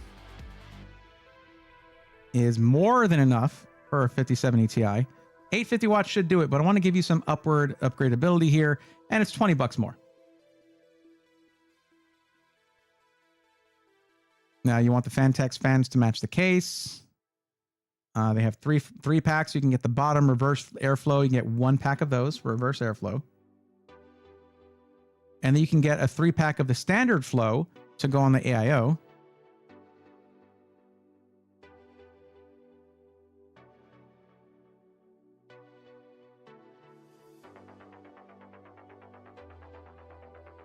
Oh, it's already got it. It's okay. Well, it says maximum fans have been added. So interesting.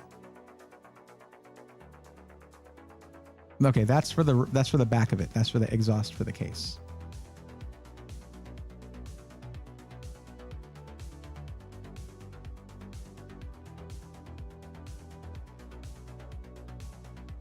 Oh, this is something that Mikey from Sick PCs was telling me. He's added in the USB cards that I talk about in like every stream. Look at that. Look at how many ports you get from this. This is crazy. What is the builder's name? Sick PCs. You know what? Here's what I'll do. Check this out.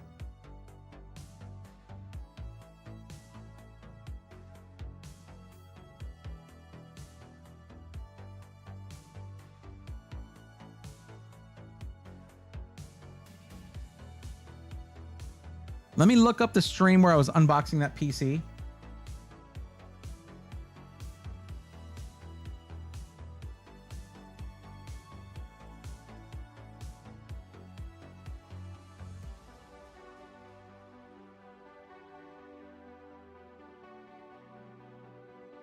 Miss out.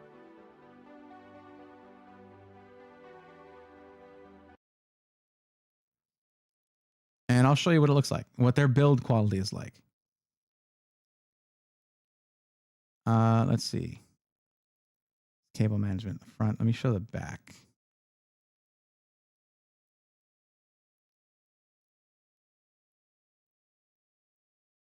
Nice cable management there. The good thing, one thing I liked about a lot about the cable management, there's times where I complain about this. You shouldn't cable manage your cables too tightly, because that can actually have negative effects whenever there's any jostling, things like that. It's putting strain on your connectors. That wouldn't be happening here. But everything is clearly where it should be. Everything is tied down, and they just build really nice looking computers.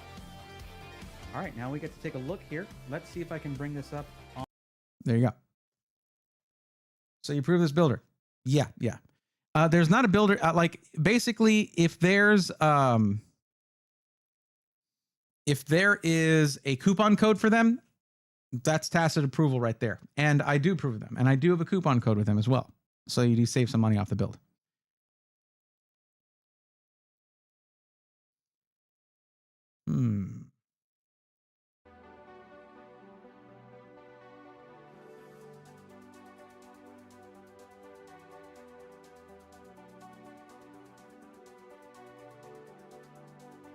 If you want to add on stuff like sleeved cables, they have black and purple, and white and just all these different colors, which is really nice. But these are cable mod cables, not your standard like Asia Horse ones. These are more expensive, but that is already included with included in the price. So you just get to pick your color. So I would go with white for your build, and it does not change the price. And then here, let me see. It would be just adding it to cart, I believe.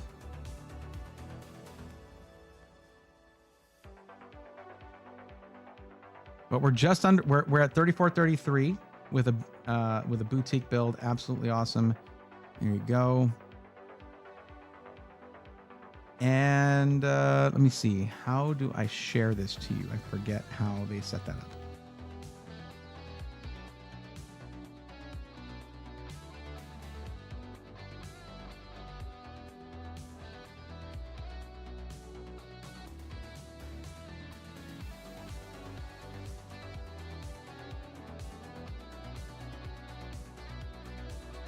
How do I share the cart?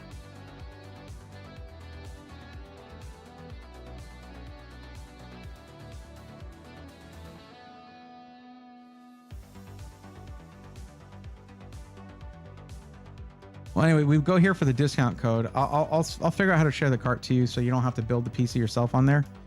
But if we just put Breathorn here, apply that, it takes off $171.65. Bring it down to $32.79.87.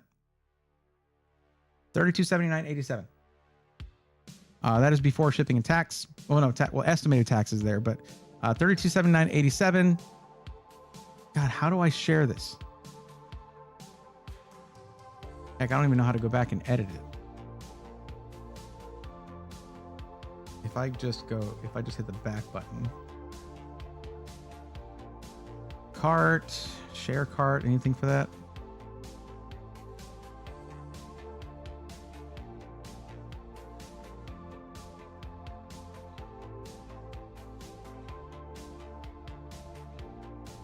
Triple B, glad you're jamming out.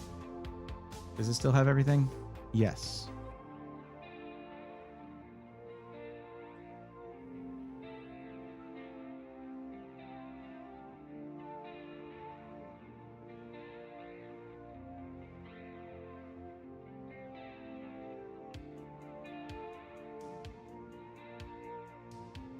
I might just have to give you the link to the builder and then just have you follow along with all the decisions, all the choices.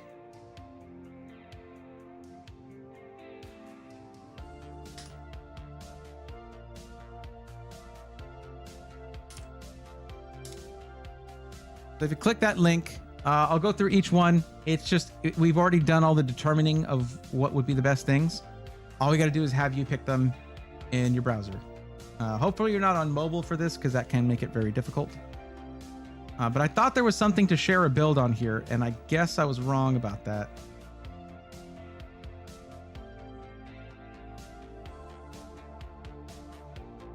Yeah.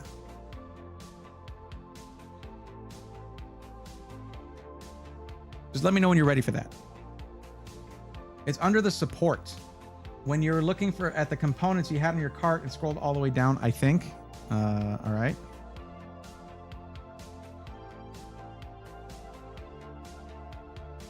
My cart is empty. Under support? Support's right there. Share cart. There it is. You're right about that. Got it. Copy link. Thank you. No, Tam, it's there. I just didn't see it because it was way in the bottom right corner. And that's kind of where my microphone sits. I don't know if you guys realize this, but my microphone does kind of, in a way, block some of my main monitor. So you'll see me going like that sometimes. I just didn't see it. So that is a fully built link right there. You don't need to go to the site. You don't need to build it yourself. It's all there. Now, wait. Why does it say 2? Oh, no. It's doubled. Oh, Lord.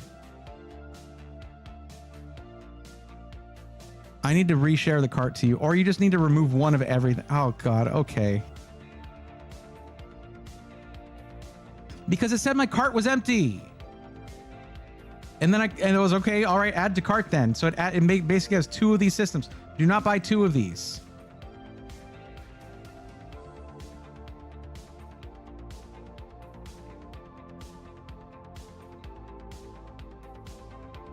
Okay, now I'm going to share the cart again.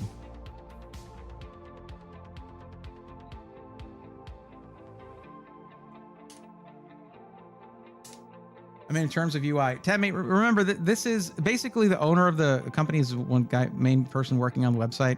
It's a small SI, a small boutique builder. That's just how that goes.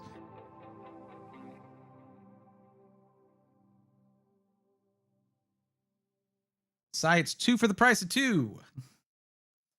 Try that one, James. V for V, I will remind you that it was mentioned by someone in Twitch chat exactly where the link was. I just didn't see it because of this big honking microphone in the way. It's literally right in the sight line of that. I had to move my head to see it.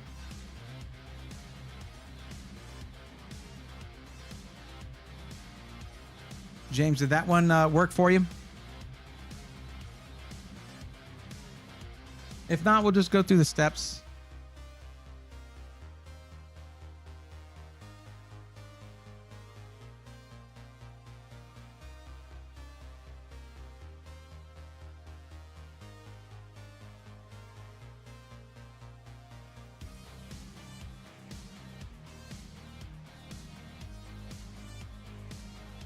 Got the link, just one system. There you go. So where you go if you want to put my code in there, which saves you over $175, you click proceed to checkout,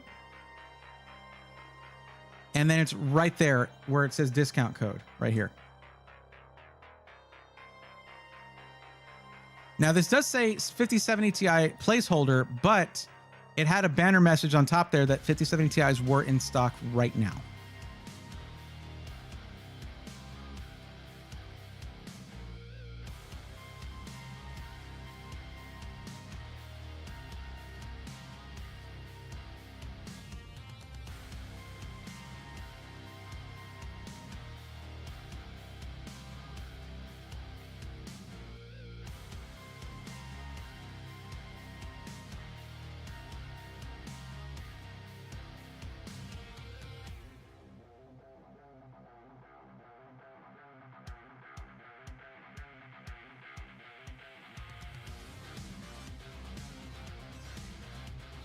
Got a slow block here, would not let me post. Not sure what that means.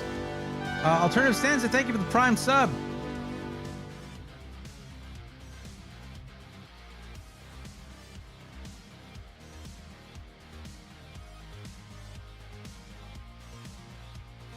I'm not sure what that means, would not let you post.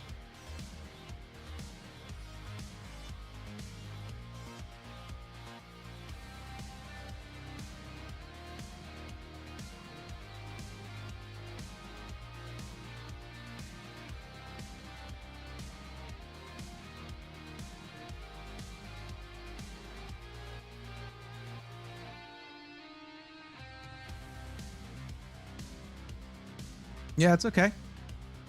You do what you got to do.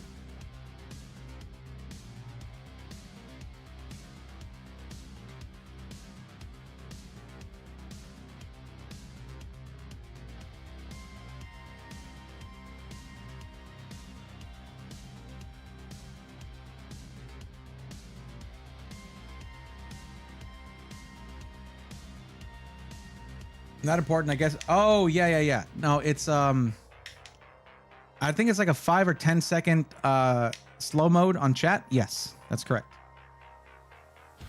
The reason for that is I got raided before by some not necessarily nice community members of another content creator, and they were posting really gross stuff very fast. So I put in slow mode so that wouldn't be possible to do again. What's going on, Fowler? How's it going? The slow mode is for me not to take over chat. Slow mode is for unsavory folks to not take over the chat. That you don't qualify for that title, Tenmei. Don't you worry.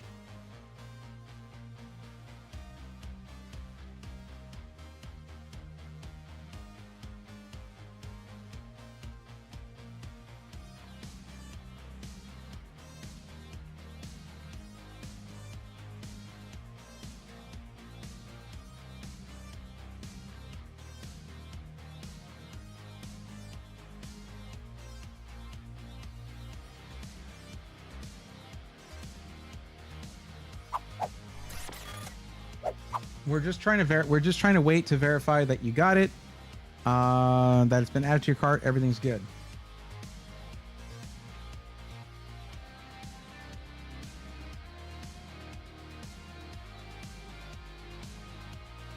Also, I want to mention I sort of glossed over the motherboard. The motherboard in this build is one of the prettiest motherboards on the market. Especially, it's one of the best looking and also well-equipped motherboards for a white build on the market. It's an ASUS model. It's very, very, very nice. I was very jealous of the winner of this giveaway PC that got that motherboard. I was like, that thing is right up my alley. I liked it a lot. But that's the thing. This whole build has very premium stuff in it. The only thing that's not a more expensive thing but the performance is really there is the AIO. The Arctic Liquid Freezer 3 is a hugely performant AIO, but they don't have crazy pricing on it because it doesn't have like the LCD screen or anything crazy on it. It's a thicker radiator. It's high static pressure fans. It's a wonderful AIO. Plenty of other SSD slots, 100%. Plenty of rear IO, 100%. Now you don't need that many USB ports if you're just gaming. But if you end up going for like sim racing or flight sim and you need a lot of USB for all the accoutrement for that, you got it. And it's a really nice motherboard. You know what? Let's get a better look at it right now.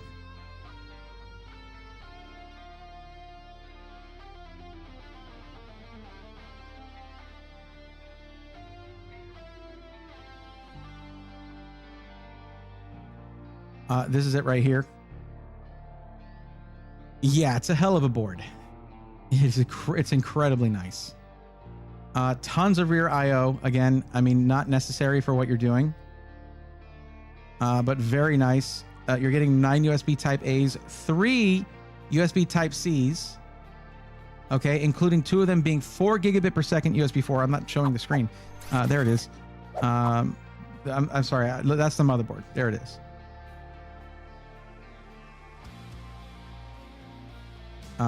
I know someone in chat was like, Bray, you changed scene, you're not showing the screen. Yeah, I know, I got it.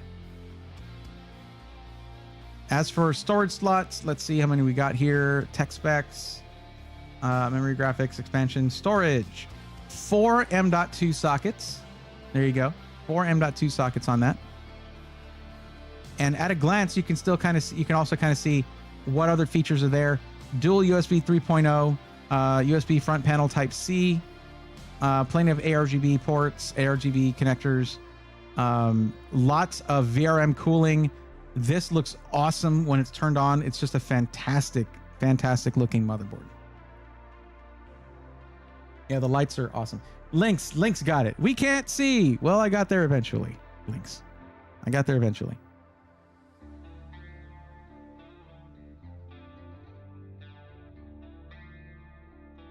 Now the code here, let me give you the code.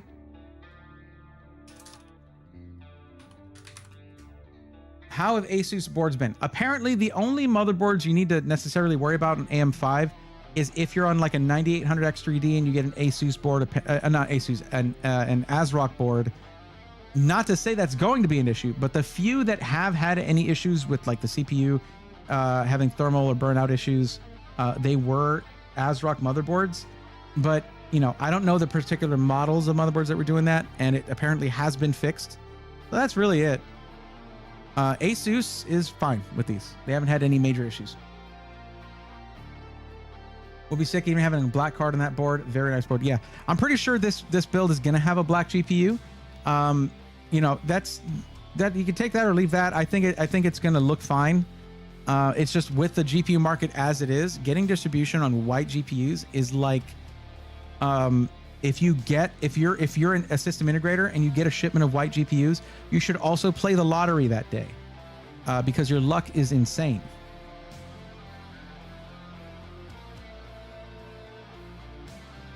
ASRock sold like 10-1. ASRock will be fine. They will, yes. 9700X will be fine, even if I end up upgrading the GPU down the line. Yeah. Yes. If you're gaming at 1440p or 4K, your CPU is not is a non. It's a smaller variable in your performance of your system. The higher the resolution, 1440p, 4K, and beyond, all that. The higher the resolution, the less important your CPU is. You can always, basically, I don't know what AMD is going to do, whether AMD is going to be like 11,800X3D or whatever the hell. What are they going to do at this point? Like, they painted themselves into a corner with this naming convention, but that generation will be compatible with AM5. They promised CPU support for socket AM5 up to 2027 and beyond.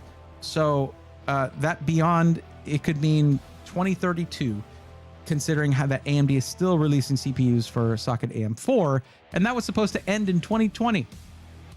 Yeah, you should be good. So put code in all caps. Yeah, that's what worked for me here. Yeah. You could even copy paste it. It should work. It's funny when guys getting 5090 and not happy with benchmark scores and they realize Silicon Lottery. I'm totally out of this. Cannot afford to play this game. Silicon Lottery? I mean, yeah, I guess so. AMD has been terrible with naming model numbers. They've been, yeah, that's like, on the CPU side, yes. On the GPU side, even more yes. Good Lord.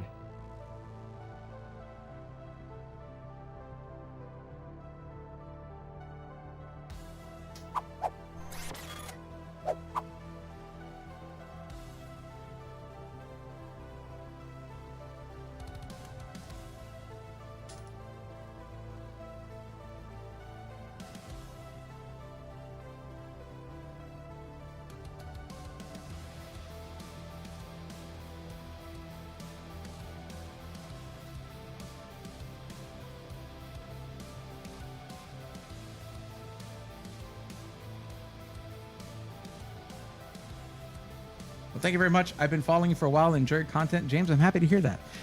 And this is an example. You know, when you filled out the form and you selected boutique over price to performance, I do take that seriously. Every question that's on the forum, I've been developing this interaction with viewers for years now, and every question on there I take seriously. So you've been hooked up with a great boutique builder there. They're very low volume. It is great attention to detail in every single build, and it's, you know, direct support right to them if you have any issues.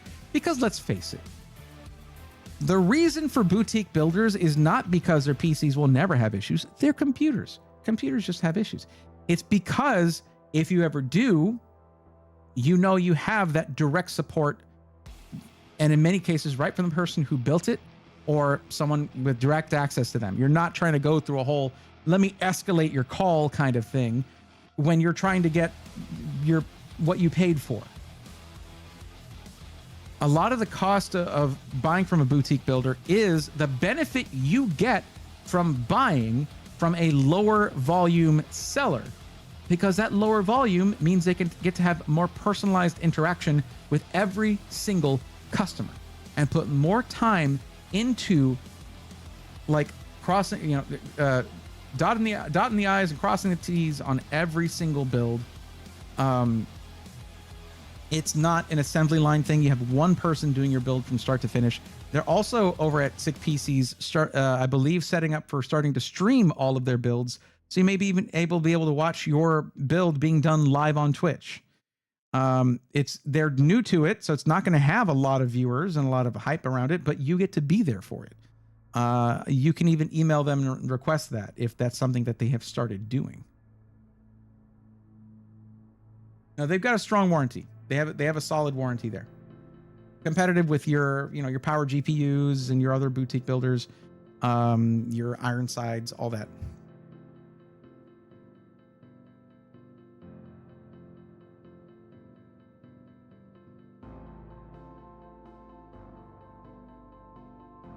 Exactly. I learned a lot when I had the Falcon Northwest when I had one of their systems.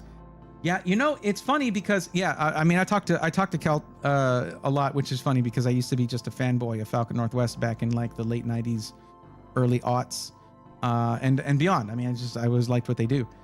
But the problem, their thing about Falcon Northwest is they're one of the best in the business. But there are going to be certain things that will rule you out from being the right customer for them. For example, the moment you chose a white build, they just don't do that. I have a better chance of Kelt greenlighting a purple case as him greenlighting a white case. But I mean, I'm on a Falcon Northwest PC right now, streaming. I'm an absolute believer in what they do. Whenever there are major issues like the 13th and 14th gen issues that were coming out, early in the recognition of the issues, Falcon Northwest was going to all tech media outlets with their findings, best BIOS settings to help with any kind of instability. They were working directly with a lot of their clients on getting those systems stable because, I mean, look, they sold those systems. But it's not just that. They were providing information that was helping people who had bought from other SIs or built them themselves. And that's just the positioning they have in the industry. It's funny because a lot of the SI, the owners of system integrators that I talk to now, that are like smaller ones and things like that, they're fans of Falcon Northwest. But Falcon Northwest is in a position where they can design their own cases and have them manufactured, and they don't do it in white. It's just all in black. It's a very unique aesthetic. And if you like that, awesome. If you don't, it means they're probably not right for you because they won't use anything but the cases they designed. Everyone wants to be top 100 on benchmarks. Benchmarks aren't important. Fight me. Fight me on that. I will die on that hill. They're not important to the gaming customer. That's who they're not important to be clear. For the purposes of keeping companies responsible for things like price gouging, lying in marketing and keynotes, and for overcharging for minimal price to performance increases from one generation to the next, benchmarks are the key from content creators. That's what that content should be really useful for, is keeping companies honest and responsible when they overcharge for stuff that does not represent much of an increase in value. Though we do need to be aware when the competing product from the previous generation is no longer available, so comparisons don't help a lot. But anyways, regardless, to the end user, to the gamer, benchmarks don't do a whole lot. They don't carry a lot of weight. They shouldn't. You shouldn't just buy something like here. That, when I looked at this being a 1440p system for gaming only, 1440p, and they want boutique builder and they have a $3,500 budget, a good chunk of that can go towards the quality of the other components, the experience of a boutique build, all of that. That's goods and services. That's the services part of the goods and services. It is money well spent if you prioritize that. For someone who doesn't prioritize that, they then choose price to performance in the form, and I'm aware of that. And I can then be like, all right, we're going to get you the max performance for your dollar, whether you need it or not. That's what price to performance priority is. But all alliteration aside, I thought of these things when making the form. That's why those questions exist. I mean, everyone is like, you have to have a wide open case, but they really studied how airflow works. Well, Keller Reeves it's an aeronautical engineer. Airflow is not just about having the most holes possible and the most fans possible. And a case in point for that, no pun intended, James, is the new Fantex case that has bottom to top chimney style airflow. Yeah, it has maybe fewer spots for fans, but they designed their airflow in a very specific way, and it's going to work perfectly for you. And I'm going to tell you why. Think about it. You're gaming at 1440p or 4K. What is the component that is stressed the most? The GPU is the most stressed component.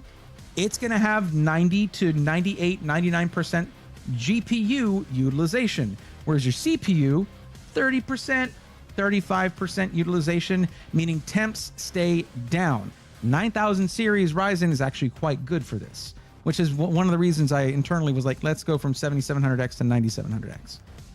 So the fact that the most fresh air is getting into the graphics card is ideal for a build like this. And then it all exits out the top.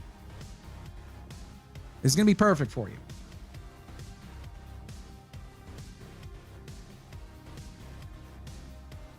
I don't know much about Falcon, but they focusing about pro use. No, they're for any kind of user. But generally, if you're looking for price to performance, it's not the place to go. It's another boutique experience, but in a very, very, very polished way. Like they created the concept of a gaming PC system integrator company. They made that concept over 30 years ago. As soon as I had Falcon Northwest, I never had a problem with the system, but it was about 10 years ago, and things were moving a lot faster back then. But things are moving fast now. It's just you can't buy any of the stuff. Make more Lee and Lee front flow cases. I can't do that. I'm not Johnny Lee and Lee over here. You know what I mean? They have great front flow cases already. I don't. I wish you could see me nodding along with you, lol. Is it to the music? Because this is the jam. We're actually going to get to my favorite part, and I always turn up the music at this part and forget to turn it down. So here we go.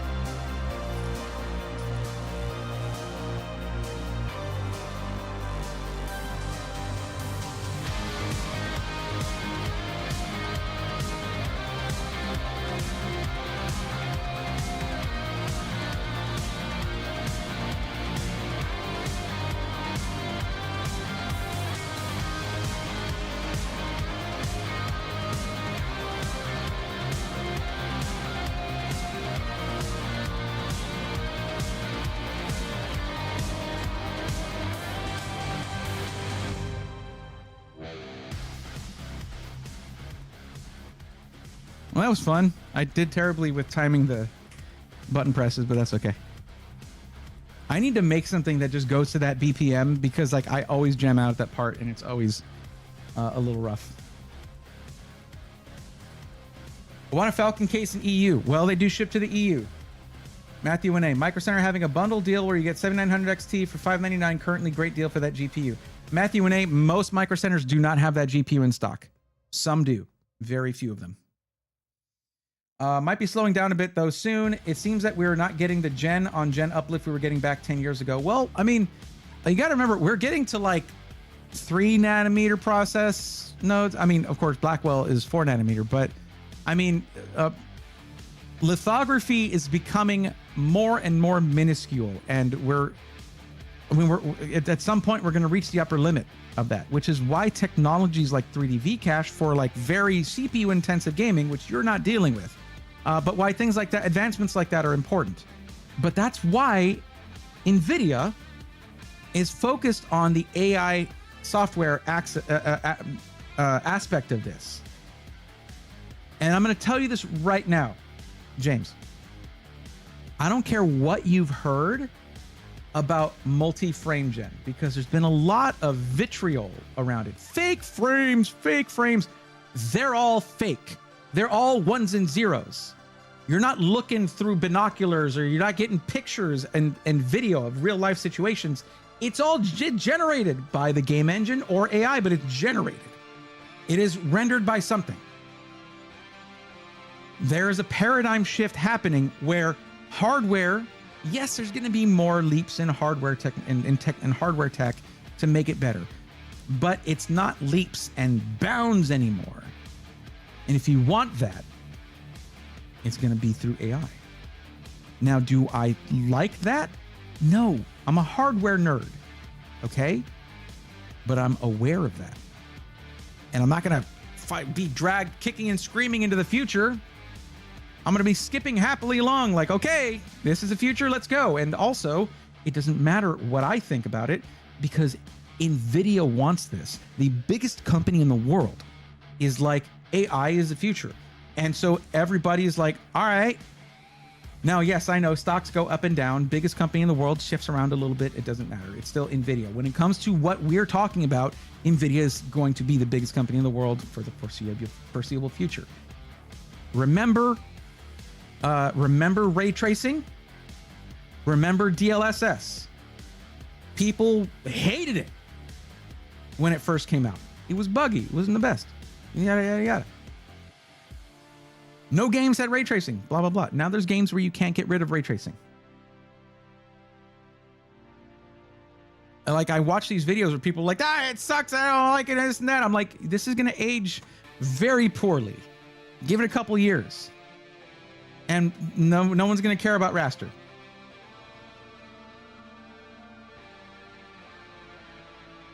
I mean, AMD has frame gen. They copied that. It has ray tracing. It has upscaling, AI upscaling, all of that. They copied it. NVIDIA does it. Other companies follow. It is going to be happening. DLSS 4 is awesome. It is awesome. When I saw multi-frame gen for the first time in Cyberpunk, I was flabbergasted. I was speechless. Do you know what it takes to make me speechless? I talk for a living.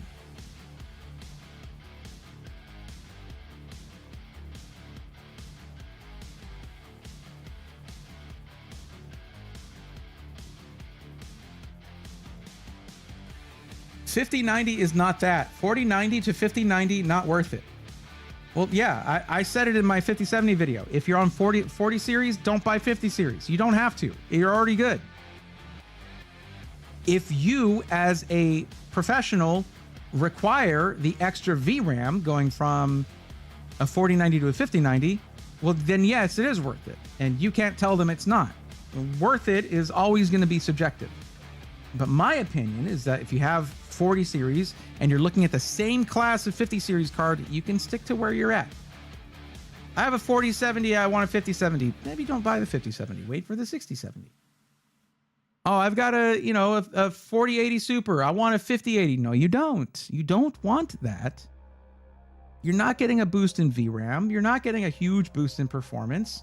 And many of the DLSS 4 features that you're drooling over, if you are drooling over them, are coming down to 40 series. You just calm down. So I have openly said, if you have 40 series, you don't need 50 series. But I do not, I want people to stop writing off the things NVIDIA does in terms of AI, because you're missing the point. The moment CUDA cores were invented, this was going to happen. We've been on this path for a very long time. And NVIDIA put all their chips on this. And no, pun intended. You know what? Pun intended. I'm going to take credit for that one. And it paid off. Maybe. I mean, I'm not a fan of NVIDIA. I'm not an NVIDIA fanboy. I think they did stuff that sucked, especially in this launch. Really bad. The ROPS thing, a nightmare, a PR nightmare. But I am a fan of I'm a science optimist. I'm a technology optimist. I'm an undying optimist, and my optimism is it's I'm not a cynic when it comes to this stuff. I've been building PCs for 25 years. It doesn't matter. I'm still excited about computer technology. And it makes me sad when I see people who have lost that feeling. I can see how it happens. I understand. But I'll hold companies accountable when they do stupid stuff. In the same video where I praised multi-frame gen, I was also tearing down NVIDIA for 5070 equals 4090 for 549. Shut up. Why did you put that slide in there? They could have had a much better launch without that one slide. The one slide screwed up the whole thing. It's all anybody was willing to talk about in a 5070 review. It was there is like it wasn't going to be a low-hanging fruit, but they saw the fruit and they lowered it down for everyone. Here's a low-hanging fruit, everybody. Go ahead and grab it. Oh man. Made me roll my eyes so far in the back of my head. I saw my piano lessons from when I was 12. Ugh. So I call them out on stuff all the time. But I'm also realistic about stuff too. I see it. I can see where this is going. It's going to be awesome. So my suggestion to you, James, is when you get this thing, if you have Cyberpunk and if you play so, open it up, turn on multi-frame gen, and just be amazed. It's bananas. All right. Anyways, sorry about that. All right, guys, get out your Braythorn bingo cards and stamp Bray rant because you got it this evening for sure. What's up, Crash? How's it going? Hey, Jay, what's going on? Intel has frame gen and there's open source implementation. Yes, there is. And you never need to upgrade from last gen to current gen. Very true. Graham wanted to switch from iPhone to Samsung. What are your thoughts? I prefer Android, but it's going to be jarring for you. If you've been on one for a long time, you really need to think about whether you want to switch or not because it's the everyday small things that are going to make it really weird for you, probably for a month or two. If that's fine with you, then go ahead and do it. Also, part of DLSS 4 multi-frame gen has been reducing latency to make it more usable in competitive games. It's been a huge boost.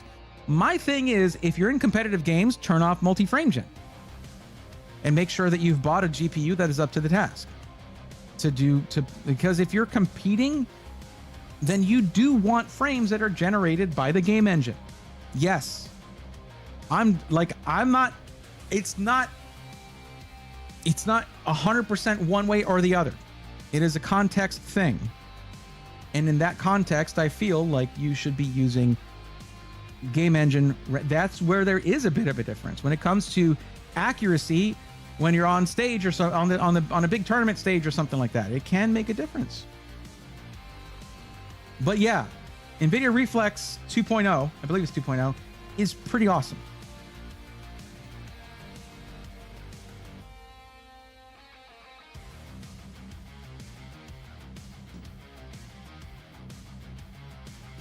I was close. Wish I had made the jump in the fall. Anyway, thanks again, Braythorn. James, thank you. Sorry for the rant.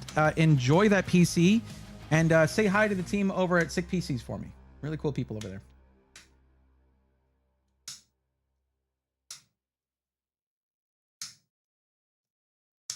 Bray, have you played Little Known Galaxy? It's basically Stardew Valley, but in space. I have not. There are so many games out there that are like, if the description starts out from people is like, it's basically Stardew Valley with blank, and I mostly would just play Stardew Valley if I feel the itch to play that because there's so many. The expansion for it is insane. There's so many mods for it. It makes for a whole new game. I've really been enjoying that. Competing gaming, stick to 1080p and raster. Yeah, competitive gaming, yes. 1080p with raster, yes.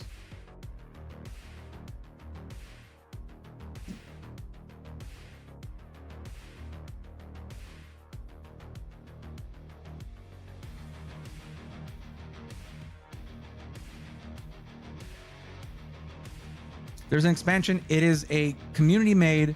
It's called Stardew Valley Expanded.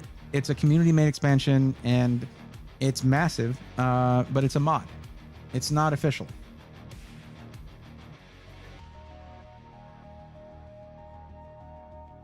Now, I know that Alternative Stanza did do a Prime sub earlier. Are you still here? Because you're on the list. And I just happened to see that. You do have to tell me if you're on the list and waiting for help, guys. You got to let me know. Don't just be silent in chat and assume that I'm going to know have the whole list memorized.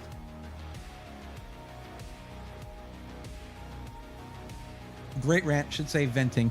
Yeah, I mean, it's cathartic for me. So yeah, I would recommend Kingdom Come Deliverance 2. I've heard a lot of good things about that game.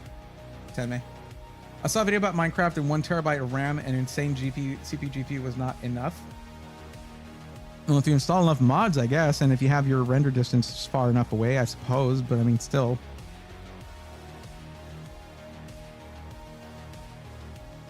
Little Known Galaxy is so underrated, though. IMO. So I've played a couple of Stardew likes in the past, and it's always... It does, like... Maybe the spirit is or the concept is there and the desire for it to be like Stardew, but the execution has never really been enough for me.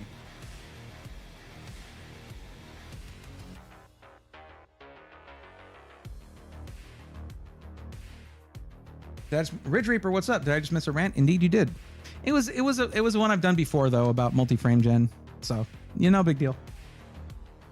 Cuban Coffee, new to PC. Can unofficial mods have malware? Yes, depending on the source. I recommend going through a mod management thing, a mod manager, and a website that is dedicated for it, like Nexus Mods, because generally they'll scan them. You can kill any beast PC if you want to try. Yeah, I mean, yes, you can stress any PC by going to Ultra Graphics. Don't do that. Fair break. Yeah. I've played a lot of Stardew-like games. I just haven't found one that has the same spirit. I mean, it's all concerned ape. That's the thing, is like the whole game, everything, every aspect, the music, the visuals, the gameplay, the program, everything, the coding, everything, all one person for Stardew Valley. That right there is kind of the essence of what makes it what it is. It's a single person's vision and execution of that vision, and that makes a difference. Alternative Stanza, are you still here? I do appreciate the Prime sub earlier, but you know what? Hold on, let me see. Yeah, he is. Absolutely. I watched the documentary on it. It was really cool. Okay, Alternative Stanza, it shows you're still in chat. I need you to speak up because you're on the forum, and I am out of people to help right now. So can't wait to play Ghost of Tsushima on the new system. Very cool.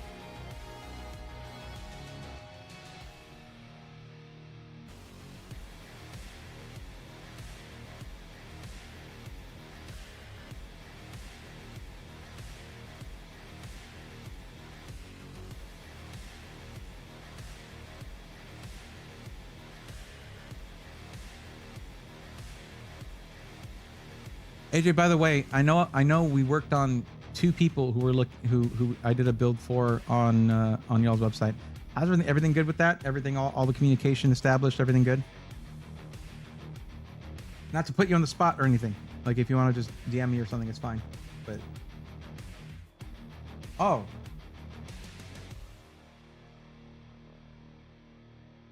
Okay, Alternative Stanza, I see you in DMs there. I'm not sure why you're not showing up in chat when you message, unless you're trying to post a link. If you're trying to post a link, it's going to delete your message, or it's going to delete the link.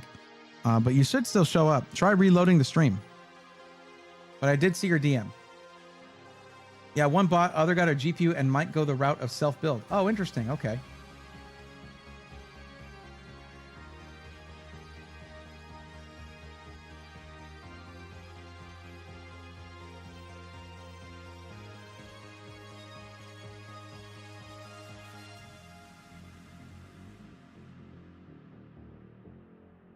What's your opinion on ray tracing? Says Ridge Reaper. I don't think it's worth the performance trade-off, even with a 4090 in some cases. Ridge Reaper, it depends on the game. In some games, it's totally worth it. In other games, specific ray tracing features can cause issues based on the implementation. I think it was Star Wars Outlaws, where ray reconstruction was causing major issues with transparent objects, and I discovered that in my 5070 review. I turned that off. Everything ran a lot better. So what I would do is look at certain features and see if you're losing a lot of frames. Ray tracing is a name for a list of features, really, and you don't need to use all of them. So experiment with that in different games.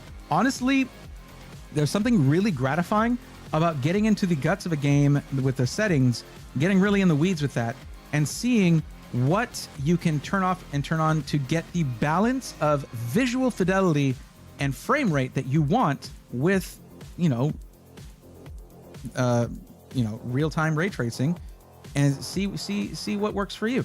There's something really gratifying about that, about getting good at that, because I think a lot of us end up some people approach gaming like I'll play all these different games, but there's, I think, a lot of people who mostly play like 4 or 5 games, and they'll swap out one or another now and then, give up on one. There's some people who just play one game, which to me is interesting. I've never really been that kind of person, but other than a stretch of time where it's like, oh, I'm obsessed with this one game, like I don't know, Tears of the Kingdom, but that's not even a PC game. Anyways, well, I guess that it can be a PC game if you believe in yourself. But anyway, just learning to get into the settings of a game and really mess around with it, that can be a lot of fun.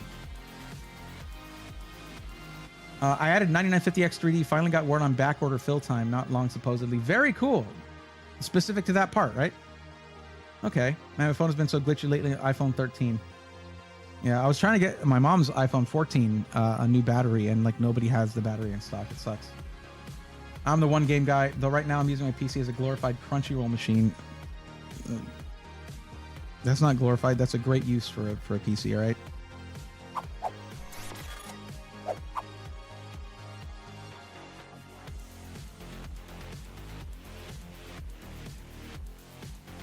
You following me, camera? You good? You good? Okay. Just don't run the demo while you're hungry. You'll start craving cheesy garlic naan. Oh, you're talking about... Okay. Yeah, you're talking about Monster Hunter. Yeah, sales of cheese naan went up a lot. Nope, no links. It's showing my messages on my end, just not showing them in the chat. I just reloaded. Apologies, not usually on Twitch, and I'm not sure if I'm doing something obviously wrong or got flagged somehow. If you want, you can switch to the YouTube stream. Alternative stanza.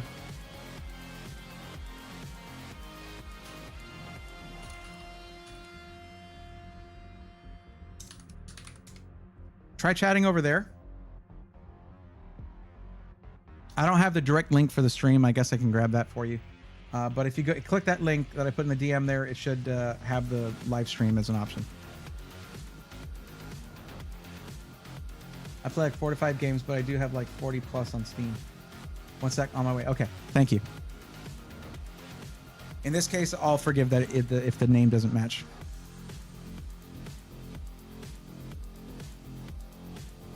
All right, we got another one. We got one. All right. With apologies to headphone users.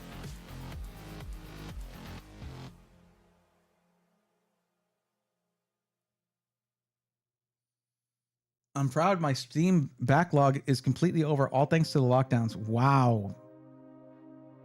That must feel like when your email shows like 3 unread emails. That must be amazing. I think I'm in the 5 digits on that, on my longest running Gmail account.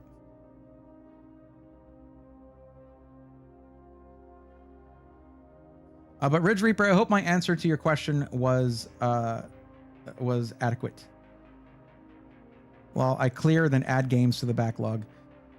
I think probably the one game that should not have been in my backlog, that should have been a mainstay for me from the day I bought it, was Hollow Knight.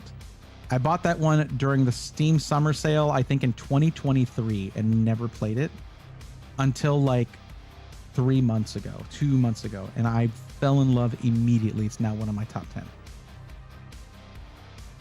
Got to play Nier, Hellblade, Kingdom Come, and Days Gone now. Ironside still has Banana Milk. Nice. That game's from 2015 summer sale. I never played. That's real. That's real right there. I saw a video today with a guy playing Duke Nukem 3D on the 386. We've come a long, long time. That's when I started. I mean, I'd like to... I can technically say I started on a 10D 1000, all right? But, I mean, I was 6 years old.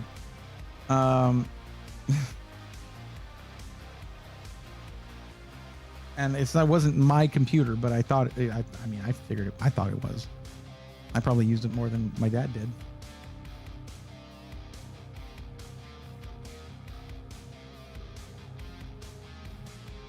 Elliot Freeman says, well,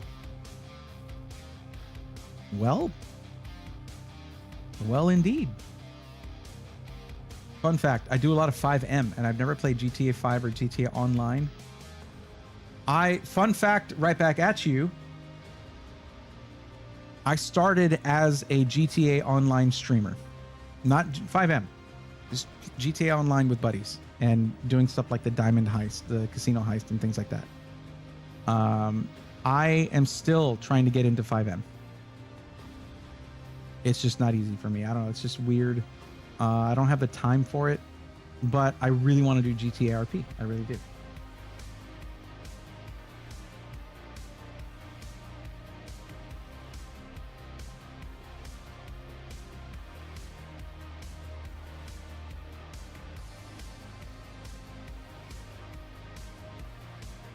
If Alternative Stanza, if you have moved to YouTube, you need to let me know who you are over there. If you have a different name, please. I won't know automatically. Like, you know that. You know who you are. And I applaud that. I don't know. What's up, Cherokee Vapor? How's it going? Well, I started on an Apple II clone, a Franklin Ace 100. I am old. You know what's funny about this? Is that one of my my favorite things about this is because I know what it's like. I had to take a break from PC gaming for quite a few years when I went from being in IT to being in telecommunications, and I just did not have time to really mess with PC gaming. I fell behind a little bit, and when I came back, everything had changed, and I was like, all right, time to learn it all again.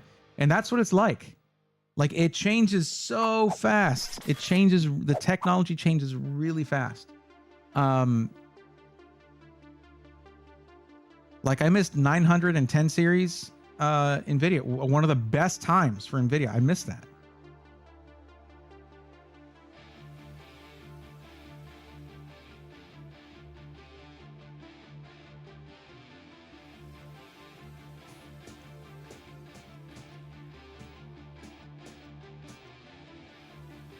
Oh, good. I got signed out right when I'm in the middle of editing a document. Good job. Thank you, Google. Real smart of you. That's good. That's efficiency right there.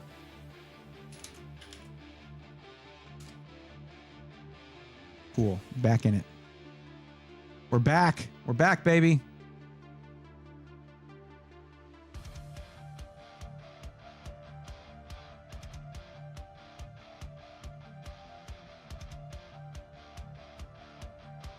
I just saw a Build Redux commercial from Linus. Yeah, well, they're good at marketing. Good God, 10 series is absolutely incredible when it launched. Yeah, I know.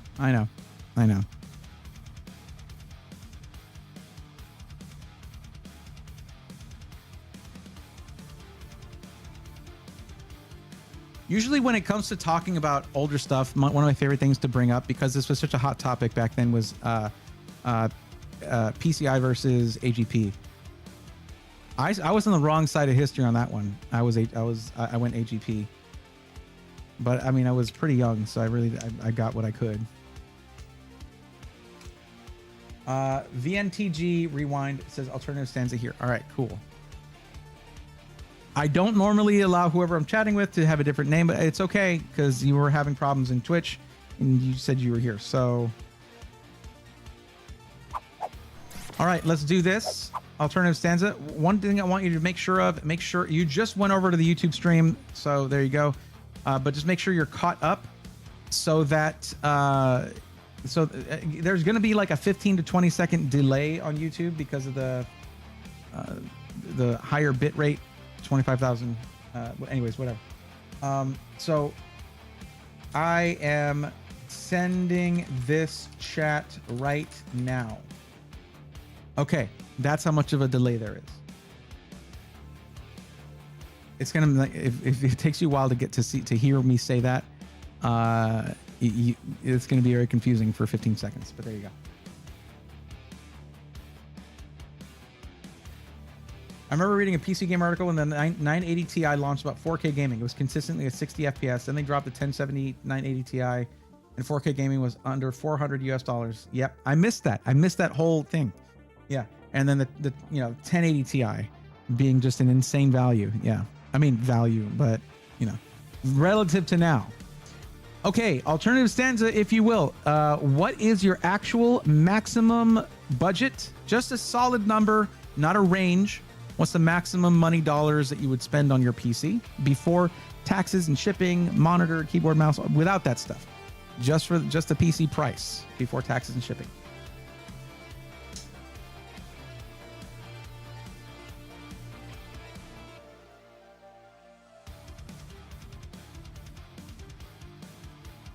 I mean, the fact that I can play Path of Exile 2 on a 1080 Ti, 1080 is a tribute to that gen. Yep. There's still people gaming on them. They got their money's worth, that's for sure. Oh, James was saying, do you think the 1080 Ti were one of NVIDIA's strongest generations? Yes, that's a pretty widespread belief. That it will never be that good again in terms of price to performance. I've seen enough of the streams to know the proper answer to this question is 2,500. No, the proper answer is whatever it is. If it's 2,250, whatever. As long as it's not 2,750, that would be the improper answer. You know what I mean? Or anything above 2,500. The proper answer is whatever your actual maximum budget is. The only thing that you'll get is if it's over the range that you gave me, you'll get a mini roast about, hey, that's why I highlighted the word maximum. Don't worry about that. So you value price to performance. We want to max out the CPU, GPU for the price, though you do want a white build, and you're doing gaming, streaming, content creation, video editing. Okay. All right. Proper challenge. Here we go. 2,500 it should be easy to do 1440p streaming and video editing all in that budget. So let's try, but we're doing a price to performance. So that in this case, I think I'm going to try going Skytech for that.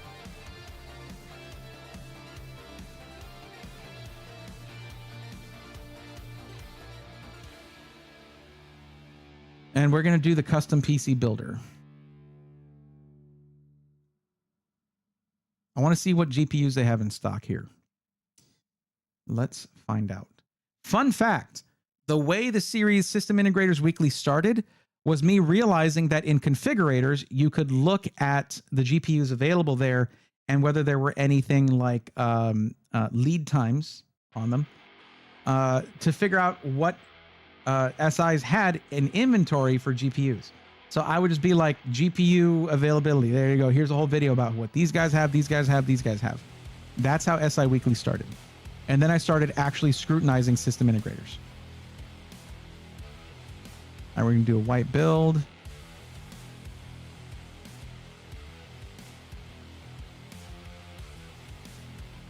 I don't know if we'll be able to do a white GPU, but the rest of it should qualify.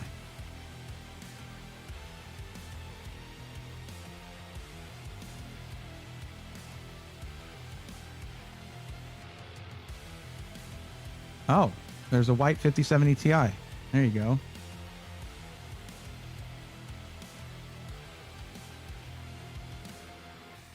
It's a little pricey, but there's going to be a white tax on GPUs right now. 100%. No gentle roasting for this yet. Nice. The video editing content is relatively light, hobbyist, not professional. Okay. What did you say for RGB? Yes, and a lot of it. That means Montech King 95 Pro. This is the case I chose for my custom build, for my collab build with Skytech for the gaming and streaming system. So there you go.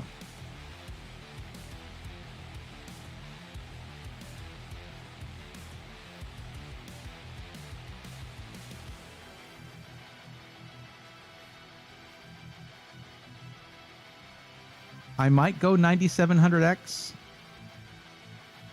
Again, once you're at 1440p or higher for gaming, CPU, not a thing. Doesn't matter. We could go Ryzen 5 7600 on this, and your frame rate would be very similar to a 7800X 3D at 1440p or 4K. It's just how that works. So I'm going to choose 9700X for now because we want to invest more in the motherboard Oh, it always defaults to a power supply they don't have.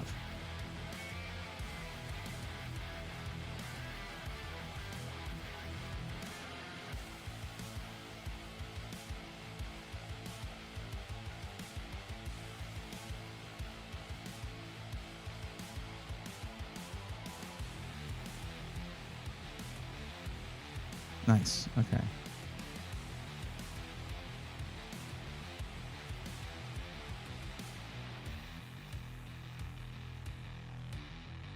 Remember, the price that you see up here is before my discount. We'll go with a 2 terabyte drive.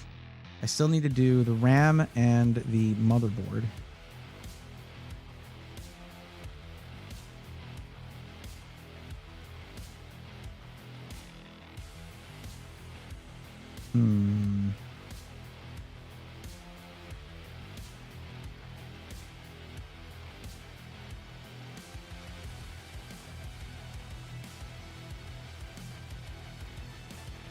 I want to do this one for the white build, but like,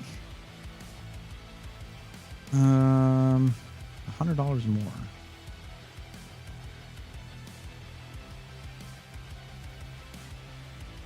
Let me look at what the IO is like on this.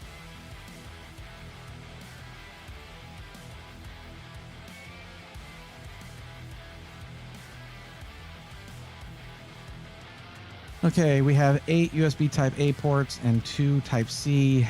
4 of those Type A ports are USB 2.0. That's not great.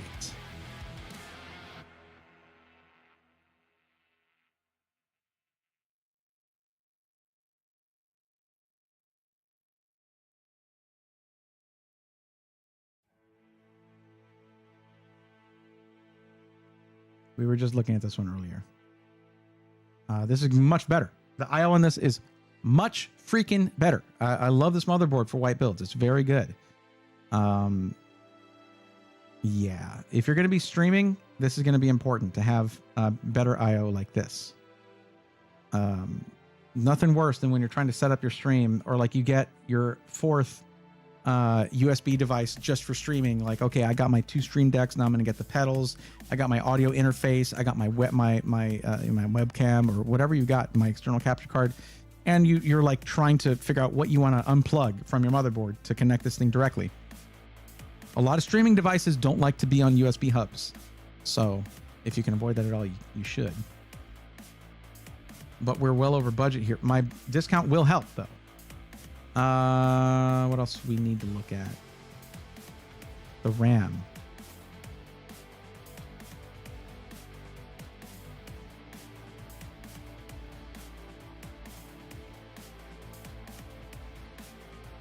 That's a good bit more.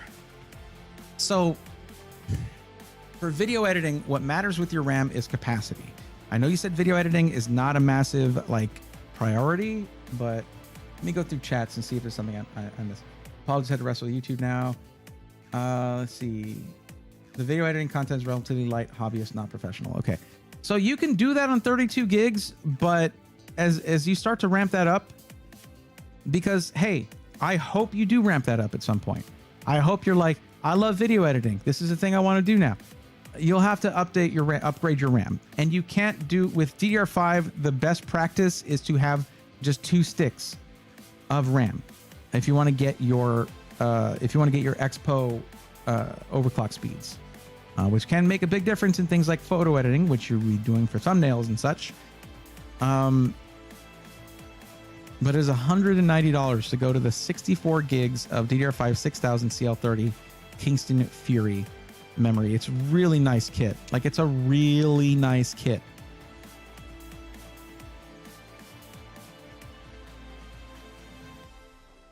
It's also the only option for 64 gigs of DDR5 6000. So what we can do is we could go for a GPU that's not going to match the white color scheme, which it's not a huge deal for most. But if that's a huge deal for you, I do get that. I understand. Because they're going to push it a lot over budget going with that RAM kit.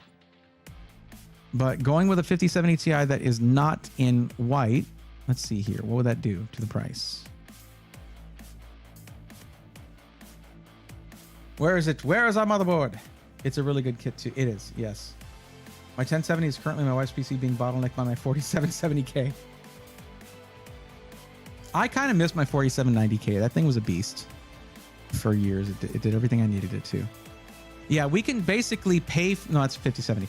Where's the 5070 Ti that's not in white? Oh, wow. The MSI card is $50 more for not, and it's not in white. That's kind of crazy.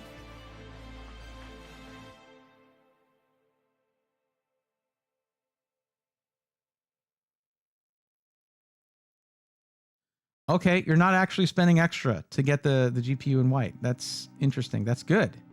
Okay, $50. It's a $50 difference from the 5070 Ti to the Gigabyte White RTX 5070 Ti. I'd say that's fairly reasonable. So what do we do?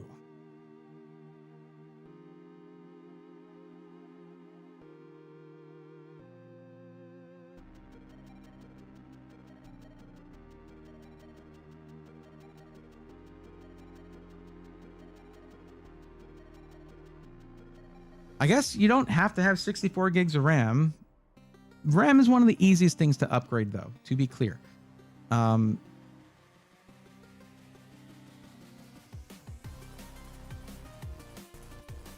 Yeah, and this is just plus $30 to get that the right speed of RAM in white to match the build, all that. It is $30 more to get that in 32 gigs rather than 64. But if you ever want to upgrade to 64 gigs, you got to take this kit out and just set it aside. So with DDR5, it changes the conversation on how you upgrade your RAM. With DDR4, you would just get a matching kit and just double it up to where you had 4 sticks. But with DDR5, it's a different story. When you want to talk about upgrading that, it is it's a subtractive upgrade rather than an additive upgrade. Like adding more storage is an additive upgrade. You don't have to remove your current storage to add more. With RAM, it's a subtractive upgrade. You have to take out the RAM that's in there, put in the new kit. That's with DDR5 specifically. Okay, comfortable upgrading the RAM later? Okay. In that case, I might just leave it at the RAM that comes with it. That's at 5200 CL40. It's not going to be great, but you're not spending extra money on a kit you're going to upgrade anyway.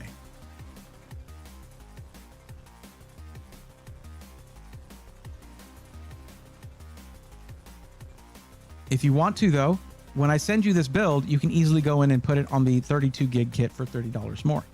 But I want to see what this comes out to with my discount, because I like the build as it is.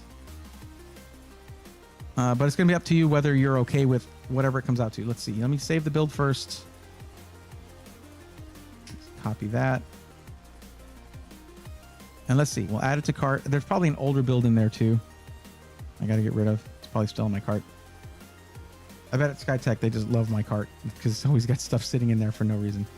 No, this is the one we just did. Okay, good. So we then proceed to checkout. Now, fun fact, one of the reasons this will probably work for you after my discount is because shipping is free. So whereas see, it's free right there. Whereas my prompt in the form says don't include shipping and taxes, meaning that's going to usually be an additional cost, here it is not. So we put in code SWARM, SWARM, see what it comes out to. So that comes out to, before tax, $25.53, but shipping is free. What do you think about that? Maybe cooler change. We already have one of the lower priced white coolers on there. It's really nice. It's a Thermaltake one. Not Thermaltake, it's Thermaltake. There is a slightly cheaper one, I think, but I don't think they have it in white right now. And it's probably like a $10, $15 difference. Me personally, I'd spend the extra $50. Well, yeah, we have the white GPU in here right now. And that basically is reflected in it being $53 above budget, but the free shipping kind of pays for that.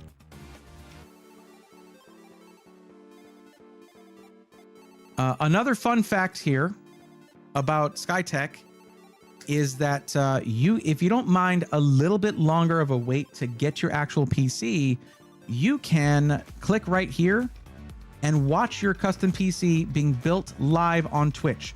This is not an option you have if you buy a pre-configured system. This is only an option if you go through the configurator. It is free. You get to watch the whole process start to finish of your PC being built, chat with the person building it, be part of the experience. They even ask you some questions to make your experience better as your stream's going. But they only do the streams on Wednesday and Friday from 10 a.m. to 8 p.m. Pacific time. They will then email you what the date and time of your build is going to be and shift it around if it's not a good time for you. That's just a free option. Just wanted to mention it. There's other SIs that do it. Phoenix PC does it by default with every build. Starforge Systems, it's a random thing. You can select to have a chance to have yours built on stream. I don't know if I like that, but it's whatever, you know. I think this is super doable. Awesome. Okay. Gotta say, I love the build folder that comes with Skytech builds.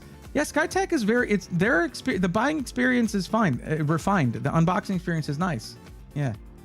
Different case and cooler you can do. Now, I felt that this was doable. I thought this would be doable. Does any other SI do that? Crash, most SIs do that. You'll get a folder, or you'll get some kind of packet of goodies with like your power cables and stuff like that in there. You get usually some kind of stuff. Let me get you a link, the NTG, real quick.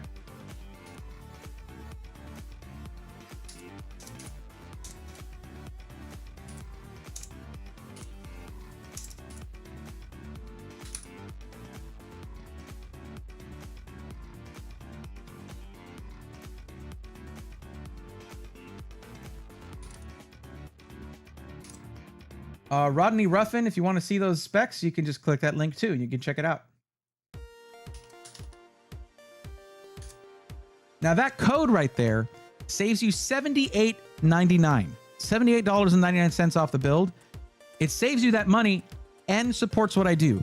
And this is kind of one of the most important things that changed with how I do this, where that allows me to do this for a living, where I don't ask you guys for payment to do this service. I don't ask for subs, bits, memberships on YouTube, anything like that. Donos, none of that. And in fact, the way I would prefer you guys support me is by saving money rather than spending it. The cool thing is, in order to have a coupon code with me, where we have like a dozen or more of them on the Discord you can find with different SIs.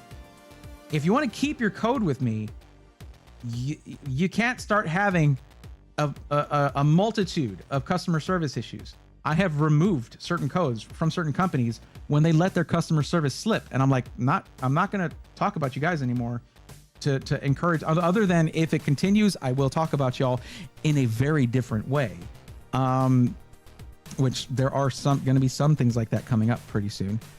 But no, there's basically you have to keep a certain level of dedication to customer service if you want to have a coupon code with me. I'm not gonna encourage people to buy from you if you just take people's money and then say, all right, go away. We have your money. You have your computer probably. Bye. No, that doesn't work for me.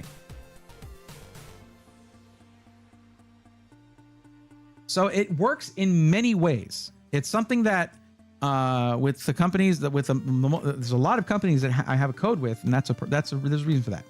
I started the whole thing because I got tired of holiday coupon codes, because my videos don't go away after the holiday. Someone might go and watch it later. So instead I'm like, just use this code. It works all year round. There you go. And it turned out that I was able to start at that point. I really started to scrutinize the companies I would have codes with, and I was like, you know what? This is a good system. This makes me feel okay about making a living doing this without taking money out of your pocket, and instead telling you to keep some more of your money in your pocket. And of course, I'm upfront about it too. Any content creator is supposed to be upfront whenever there's the affiliate things like that. But because I don't just do it with one company, there are multiple companies that whatever I find is the best company for whatever you need is what I can go with. And you'll be able to get a discount code with most of them, and it'll support what I do. It's all pretty cool. You have any particular feelings about Western Digital versus Samsung for storage? I think Samsung can be overhyped sometimes, honestly. Like they make pretty good quality drives, but they still have slip-ups too. I think it was a 980 Pro where you had to redo the drivers on it, or it was like eating itself alive. Then again, it happens Western Digital too.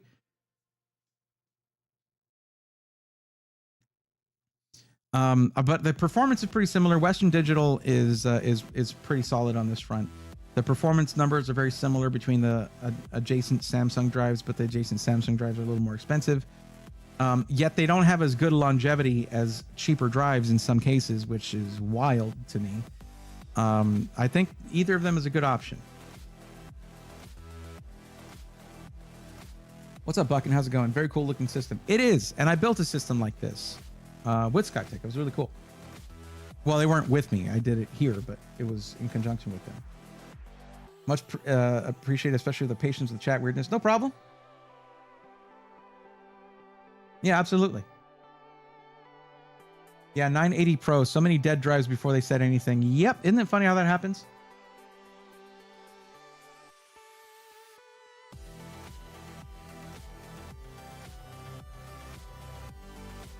Well, I appreciate you moving over to YouTube because the reason is we could have done that whole thing through DM, but then there's no like chat log for it for anyone who goes back and watches the VOD, which I think for some people is going to help out because they'll be like, oh, this one was during this stream. Okay, cool. Let me go watch the VOD. And if their information matches yours, I don't have the results spreadsheet for this. I need to have that. I need to make that, but yeah.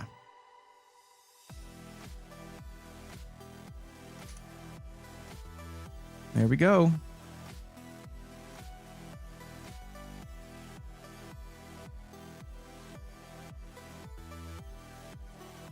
I'm hardcore Kingston. They won my heart, to be honest. Kingston is excellent. Kingston is excellent in like everything they do. Like no joke. And they don't overcharge for their stuff in many cases. But they do know what their product is worth. It's just they don't overestimate its value, which is nice. The Alexander PCs get rid of their custom builder. They did indeed. They had to do that when the GPU shortages started. And they, with the launches going the way they did, they didn't see a need to bring it back because you really couldn't buy much for a while. But instead, they've changed the way it is. Now, each of their pre-configured systems, Crash, have a lot better customization on the actual pre-configured system page for the things you would actually want to modify.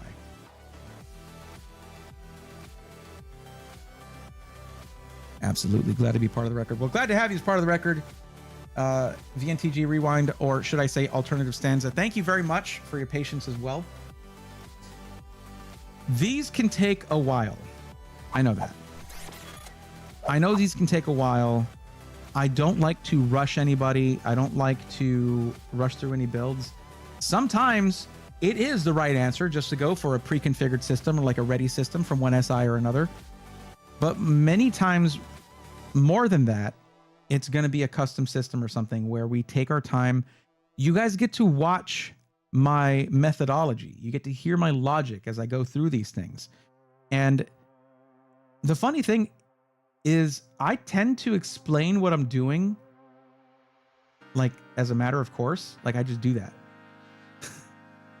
So there's times where you'll see me lock in and I'm just going and going and where I'm like, let me cook, because I have to figure something out. But when it's something I already kind of understand and I know what I'm going to do, I'll explain it as I go along, which I guess makes me the right person to do this.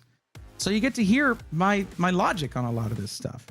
And I hope that you're absorbing that, because that logic, it just applies to any PC. It applies to anyone who's like, might come up to you later and be like, hey, I got $1,500 for a PC. What do you think I should do? Well, what are you going to do with it? You're going to find yourself asking, what are you going to do with it? Yeah. Okay. Did you want a white system or a black system? Sometimes a white one costs a little more. Yeah. White one. White. Cool. Did you want a parts list or pre-built? You're going to find yourselves doing that. If you're picking up enough of this to do that, you have made PC gaming more accessible. And that's awesome. PC gaming is the best. It's the best way to game. Like I don't need to convince you of that. You're here, aren't you? A lot of times the barrier is not just unfamiliarity with PC technology, It's an unfamiliarity with technology in general for a lot of people.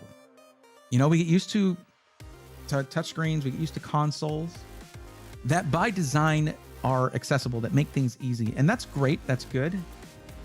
But we here, those of you who have gotten into PC gaming, you know the benefits. Yeah, it's more expensive, but the benefits that come along with that are commensurate with the amount extra that you pay. It makes sense. So if y'all go out there, if you are the ambassadors to PCMR, to PC gaming, and if I can help out a little bit with helping you be that, all the better. And if you're ever stumped where you're like, God, what were the other, you can go to the forum, is this there? Go to any of the YouTube stream VODs. It's right there in the description. Be like, all right, fill this out. And then go to this stream Tuesdays and Thursdays. If you're ever overwhelmed with it, you're like, you know what? You have some very specific needs. Go check out Braythorn, go check out stuff. You're never required to do that. But maybe you want to see your friend get roasted. Be like, you don't have to put your maximum budget. Don't sabotage them like that. Come on. It's better when it happens organically. Buyika redeemed a posture check. I will tell you my posture is excellent. This fractal chair that they gave me after CES is excellent for posture. The lumbar support is really good. I'm just waiting for Kingston Gen 5 drives and 48 gig kits, but they might not do 48 gig kits. And as far as I know, they are not. The last time I talked to them was probably 3 months ago, and they did not have Gen 5 on the roadmap. And I think that is perfectly reasonable. It's not, it doesn't need to be in anybody's system yet. You know, the majority of people are not going to use 1400 gigabytes per second. They're just not. They cannot utilize that. It's wasted money. And also, you'll notice on a lot of those drives, except for the more recent ones, the TBW on those, the terabytes written, is not great. Well, I got my start on R, build a PC for me during night shifts during college. The questionnaire shaped how I ask questions. I want to see their questionnaire. I want to see how it's probably more elaborate than mine. Mine is meant for people to be able to get through quickly-ish during a live stream. So it had to be formed around that. Build kits look pretty cool. Bray, what kind of monitor are you using? I'm using a 32-inch. Oh my God, how am I? Sorry, I wasn't ready for a monitor question. BenQ monitor, 32-inch BenQ monitor. It's 4K, 144 hertz.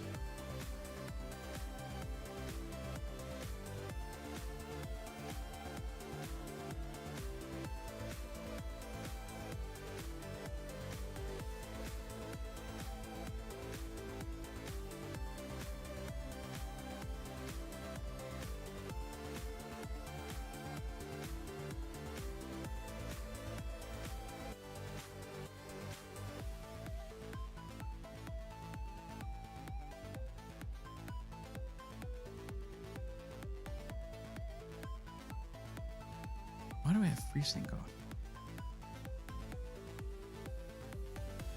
on? Well, can I link it, or am I to assume you'll find the build a PC for me form on your own time? I'll find out on my own time. Yeah. Gary Lee Laster, how's it going? Hi, Braythorn. Where lists the link to the spreadsheet?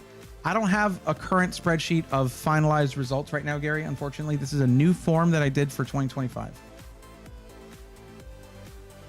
Fucking really enjoy you doing these streams for people. Cool to see you go through your process. I'm glad you enjoy that.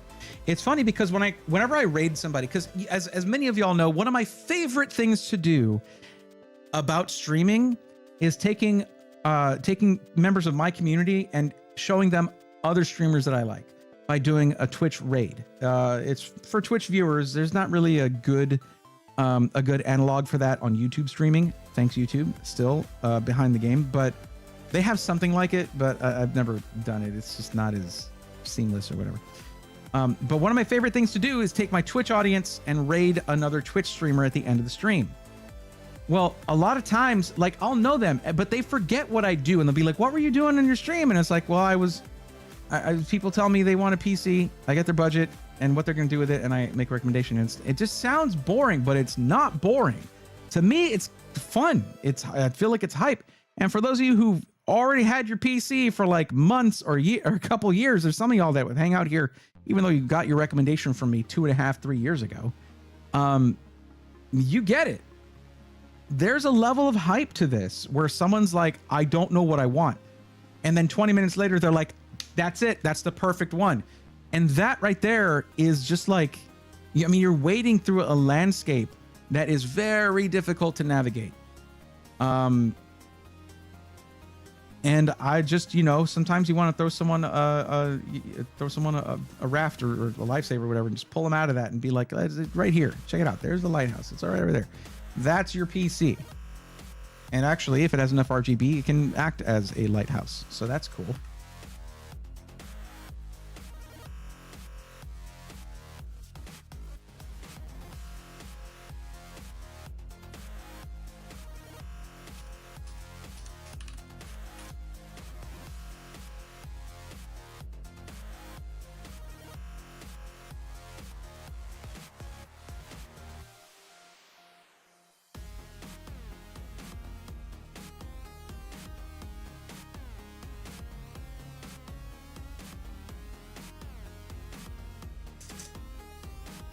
Oh, actually, to be clear, Crash, it's a Mobius monitor, not BenQ. BenQ has Zowie, Mobius, and BenQ monitors, and Zowie is more on the esports side, and then BenQ is on the content creator side. Mobius is in the middle, and that's what mine is. Oh, they changed the form. It's bad now? How does it get bad if it was good? How does that happen? That's unfortunate and not good. Have any of you played Necessi? Is that Necess? Nope, never played that.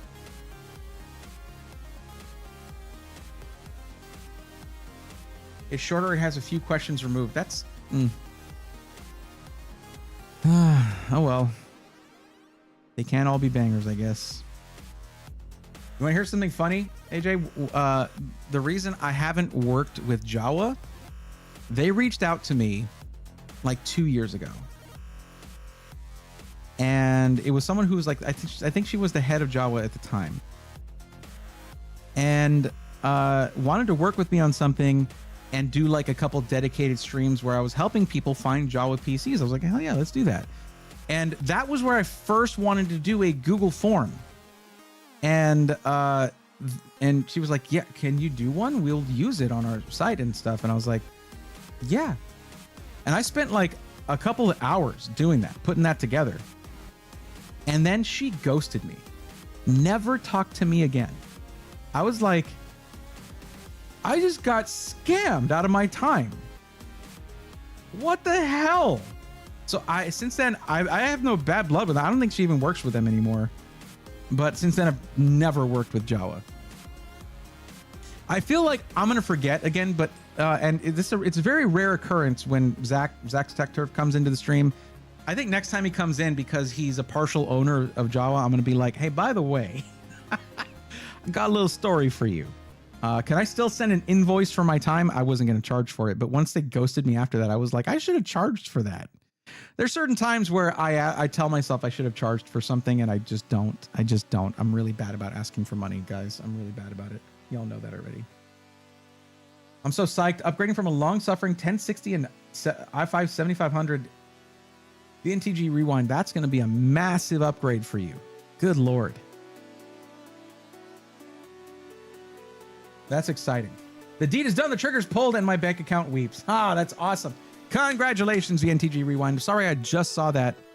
But congratulations. I need to bring back the thing where I used to do a little song and dance. Not actually, literally.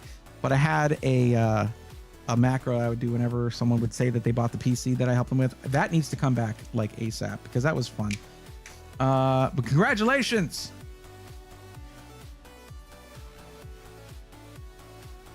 Also got ghosted by Jawa. We had some dialogue and then it vanished. I don't know what's going on over there, but they are trying to do some cool stuff. So like, and they are succeeding at that. Anyone trying to provide a safe place to buy used components is all right by me. I'm never going to badmouth them, but maybe just that one person. I don't even remember her name at this point. It was a long time ago. I'd have to go through my Discord messages. Why would they ask someone else for a form? It's not like they know the internals of the company as well as they should. Well, no, it was just because I had been doing, at that point already, I've been doing this for a couple of years. And where I have made a practice out of recommending people. They knew my expertise in that. And she was just like, it was part of our collaboration where I was going to do a few dedicated streams just for helping people who wanted stuff from Java. So the form made sense. I don't even know if they ever implemented it. I haven't gone. I haven't looked. They might have taken it and made like sort of a web interface for that instead. That generates out a Google form or something. I know that's something you can do. I don't know. I don't know web design. I don't know back-end stuff. I don't know that stuff at all. I fell asleep during those classes. It was not for me. The year is 2018. I'm building a PC to play No Man's Sky. The year is 2025. I'm building a PC to play No Man's Sky, but better. Oh, that's great. That chair looks awesome, by the way. Thank you. Big thanks to Ice Giant and Fractal. Ice Giant had gotten these from Fractal. I don't know. The thing is, they were going to send me a used one that they'd used in their CES suite. I think they sent me a new one from Fractal. I think Fractal just provided it. So I don't know.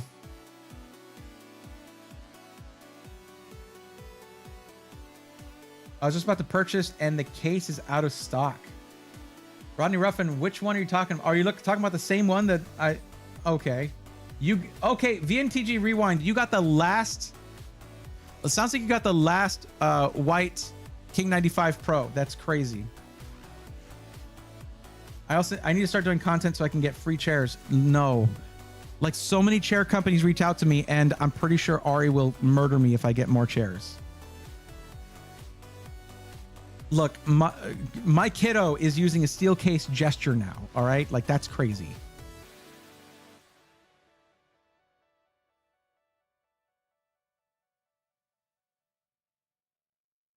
Like, what am I going to do? What else am I going to do with them?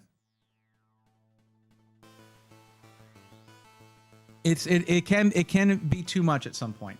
And the thing about it, guys, have you ever seen me do a chair review video? The thing is, the Ice Giant guys and Fractal, they weren't like, hey, we'll send you this if you want to do a video. But no, they were just like, do you want a chair? Because it was like, I get chairs with cushy cushioning. This one was more firm, and I'm so much better off when I get up from sitting down for a long period of time, and it blows my mind. Because they usually will add cushiness, like memory foam or whatever stuff. Apparently, that's cutting off my circulation somehow, more so than supportive foam. Who would have thought?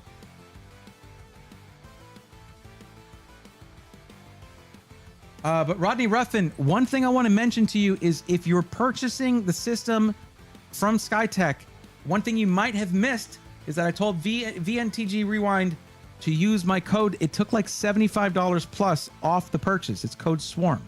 It's actually listed up there, but it's SWARM. Don't forget to do that, because otherwise you're not going to get close. You're not going to get that price. But they have other nice white cases there. Just choose any one of those. All right, G, you got it. Would love a chair video. Nah. I was going to do one. Fun fact, I was going to do a chair review video for FlexiSpot because I did the FlexiSpot desk video, which I thought, by the way, was pretty good. And nobody watched it. Well, a few people watched it. Anyway, yeah, they sent me a chair. And my legs were swelling up from that chair. That's how much it cut off the circulation of my legs. I was like, I imagine this is fine for other people. It does not work for me and the way my body is. It does not work for me. And it turns out they apparently they had an issue with some of their mesh seating, because they have the cushion seating or the mesh seating. I got the mesh, and it was too resistant to flexing.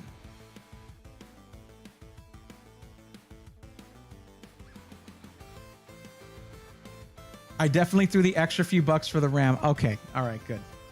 That's what I like about some of these cart links or these build links, is that you don't just go to the cart, you go to the builder and you can make some changes if you want. I think that's cool. My Java verified seller application was a Google form. Well, I doubt it was a form that I made. I might actually become a Java verified seller because I often end up with a PC that doesn't make sense for a giveaway or something like that, and I need funding and I need a safe way to sell it. Or I have spare parts that I end up putting into a PC that I need to sell. But because revenue slowed down so much, I need to sell some PCs. So I'm wondering, chat, do you think I should do a stream where, like, would it be cringe as hell to like auction off PCs or do something like that? I think that would be bad. I can't stand asking from, I hate it. I hate taking money from you guys. But like I can do special stuff, like I can add to them or maybe print out some more of those fan covers or things like that. Sign them if you want. I don't know why you'd want that, but I could sign them if you want, whatever.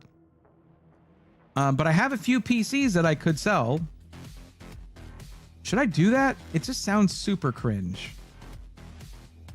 What if I give some of it to charity though? That would make me feel better. I don't even need to necessarily, I'm not going to make a big deal out of it. I'm just going to say it's a percentage of this, that this much percent goes to charity. And it's like not even me saying like, oh, no, it'd be you guys giving to charity at that point, me just being a conduit for that. But I am like, I feel really awful for, you know, residents of Southern California who went through the fires, lost everything. And when Bitwit did his 12-hour stream in that tiny little utility closet, it was really inspiring for me. And I've been wanting to do a charity stream again. Maybe if I do that, because this is also to get me to Computex too. So it would be kind of dual purpose.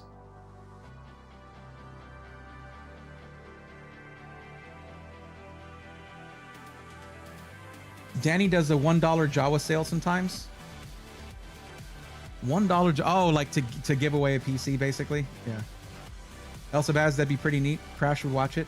Well, the thing is, it would need to be a pretty big stream for it to be successful at all. Like, you guys got to understand, I might just be up here, like, spinning my wheels, just being like, all right, we're starting the bidding at $1,000 for, like, a $2,500 PC. And then I get 2 bids. And it's like, well, that didn't do much for charity or getting me to Computex. Now I got to ship this thing and do all this stuff. It needs a chance at being successful. So I don't know. I would have to make a video promoting it, I guess. I don't know. Yo, Igor 1980. What's up, bud? How's it going? Thank you for the tier 3 sub. A tier 3 sub is equivalent to gifting 5 subs. Give me a second. That deserves this right here, because anytime someone gives 5 or more, I'll do this. And you're gifting 2. Okay.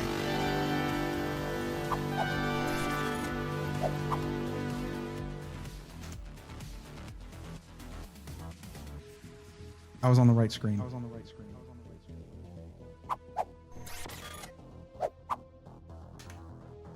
Igor 1980, thank you for gifting 2 subs and subscribing at tier 3. Let's go, nerds.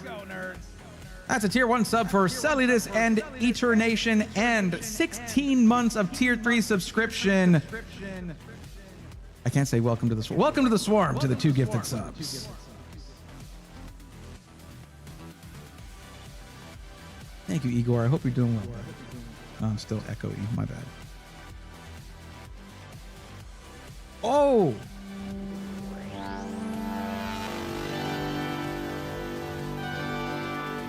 That's how it is, huh? Braxton 1823 just gifted 10 tier 1 subs to the community. Let's go, nerds. That's a tier 1 sub for Sneaky Dude, Tiger Lily RCA, Hold My Beers, Bro, Sarge T, AJCP 38, Tsukiyomi the Saber Wolf, Tough MN, Exotic Eel, Clips 44, and Sylvan Hunter. Welcome to the swarm. Braxton, thank you very much. What it's incoming apparently. Yeah, there you go. You got a gifted sub.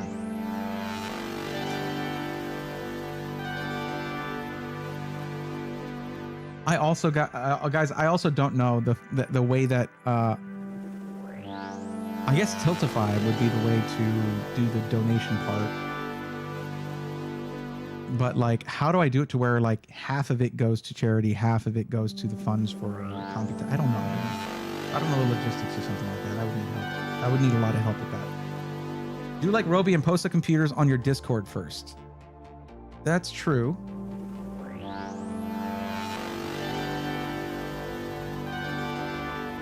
I've never looked at the way he posts those though. I need to look at that.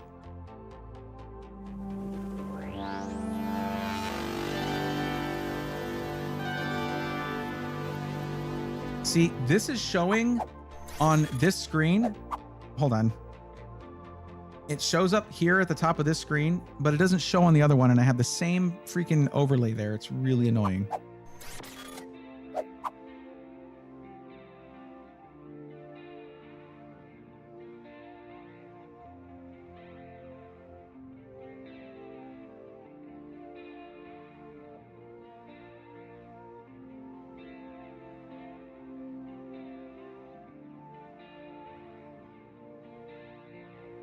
Okay.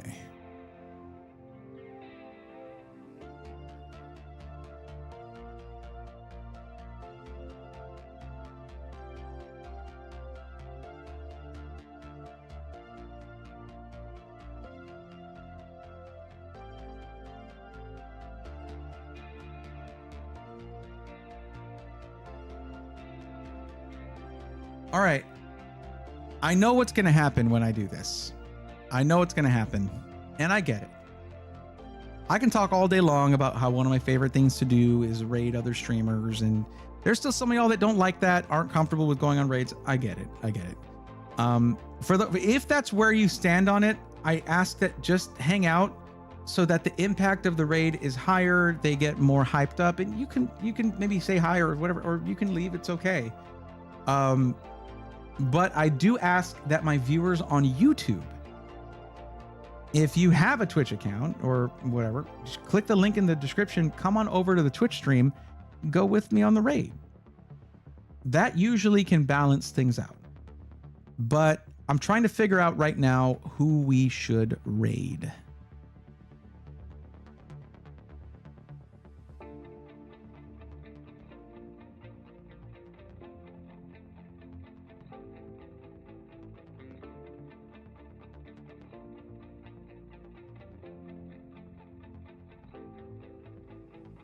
Mired Media is on. Just rated Liger recently.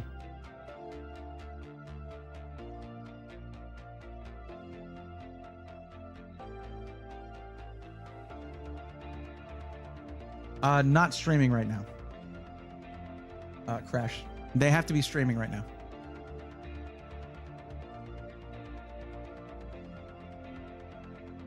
I'm sorry if this is also taking the steam. The hype train didn't happen anyway, but I appreciate that you guys almost got me there. I appreciate that very much. Instead of PC auction, could maybe do a PC raffle. Raffle tickets would be ideally cheaper than the PC itself. Could generate more for charity and your relief too. Raffles have legalities of their own. I don't know. I think it's. I think that Igor is right.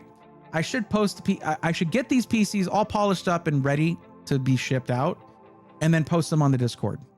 I can do that between now and Computex for sure. That's something I could definitely do. Oh, yeah. Oh, Blondie is streaming right now. Okay, well, raid Blondie. It's been a minute. Blondie is super nice, though. All right, anybody who's watching on YouTube, in the description is the link to the Twitch channel. Click on that. Come along with us. What are you waiting around for, silly? Come on. Let's go. And we're going to raid our friend Blondie But Geeky.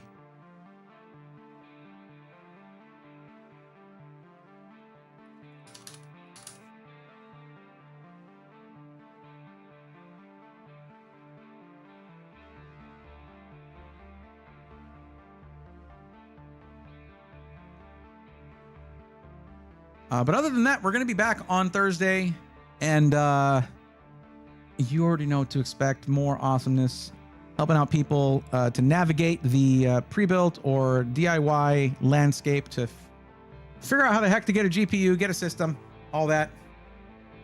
And yeah, it's still a mod. You know, but Blondie knows I don't need modding that often, so it comes through now and again. Generally, I can always, if I need to, I can reach out to Blondie and say, hey, I'm doing a big unboxing or something like that, and you know, she can help out. But Robert, thanks for moving over. I appreciate that very much.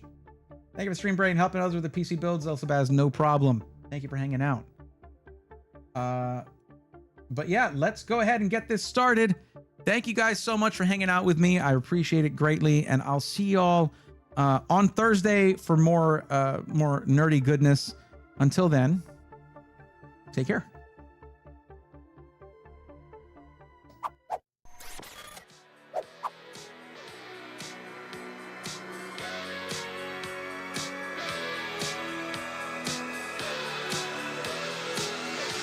Let's go, nerds!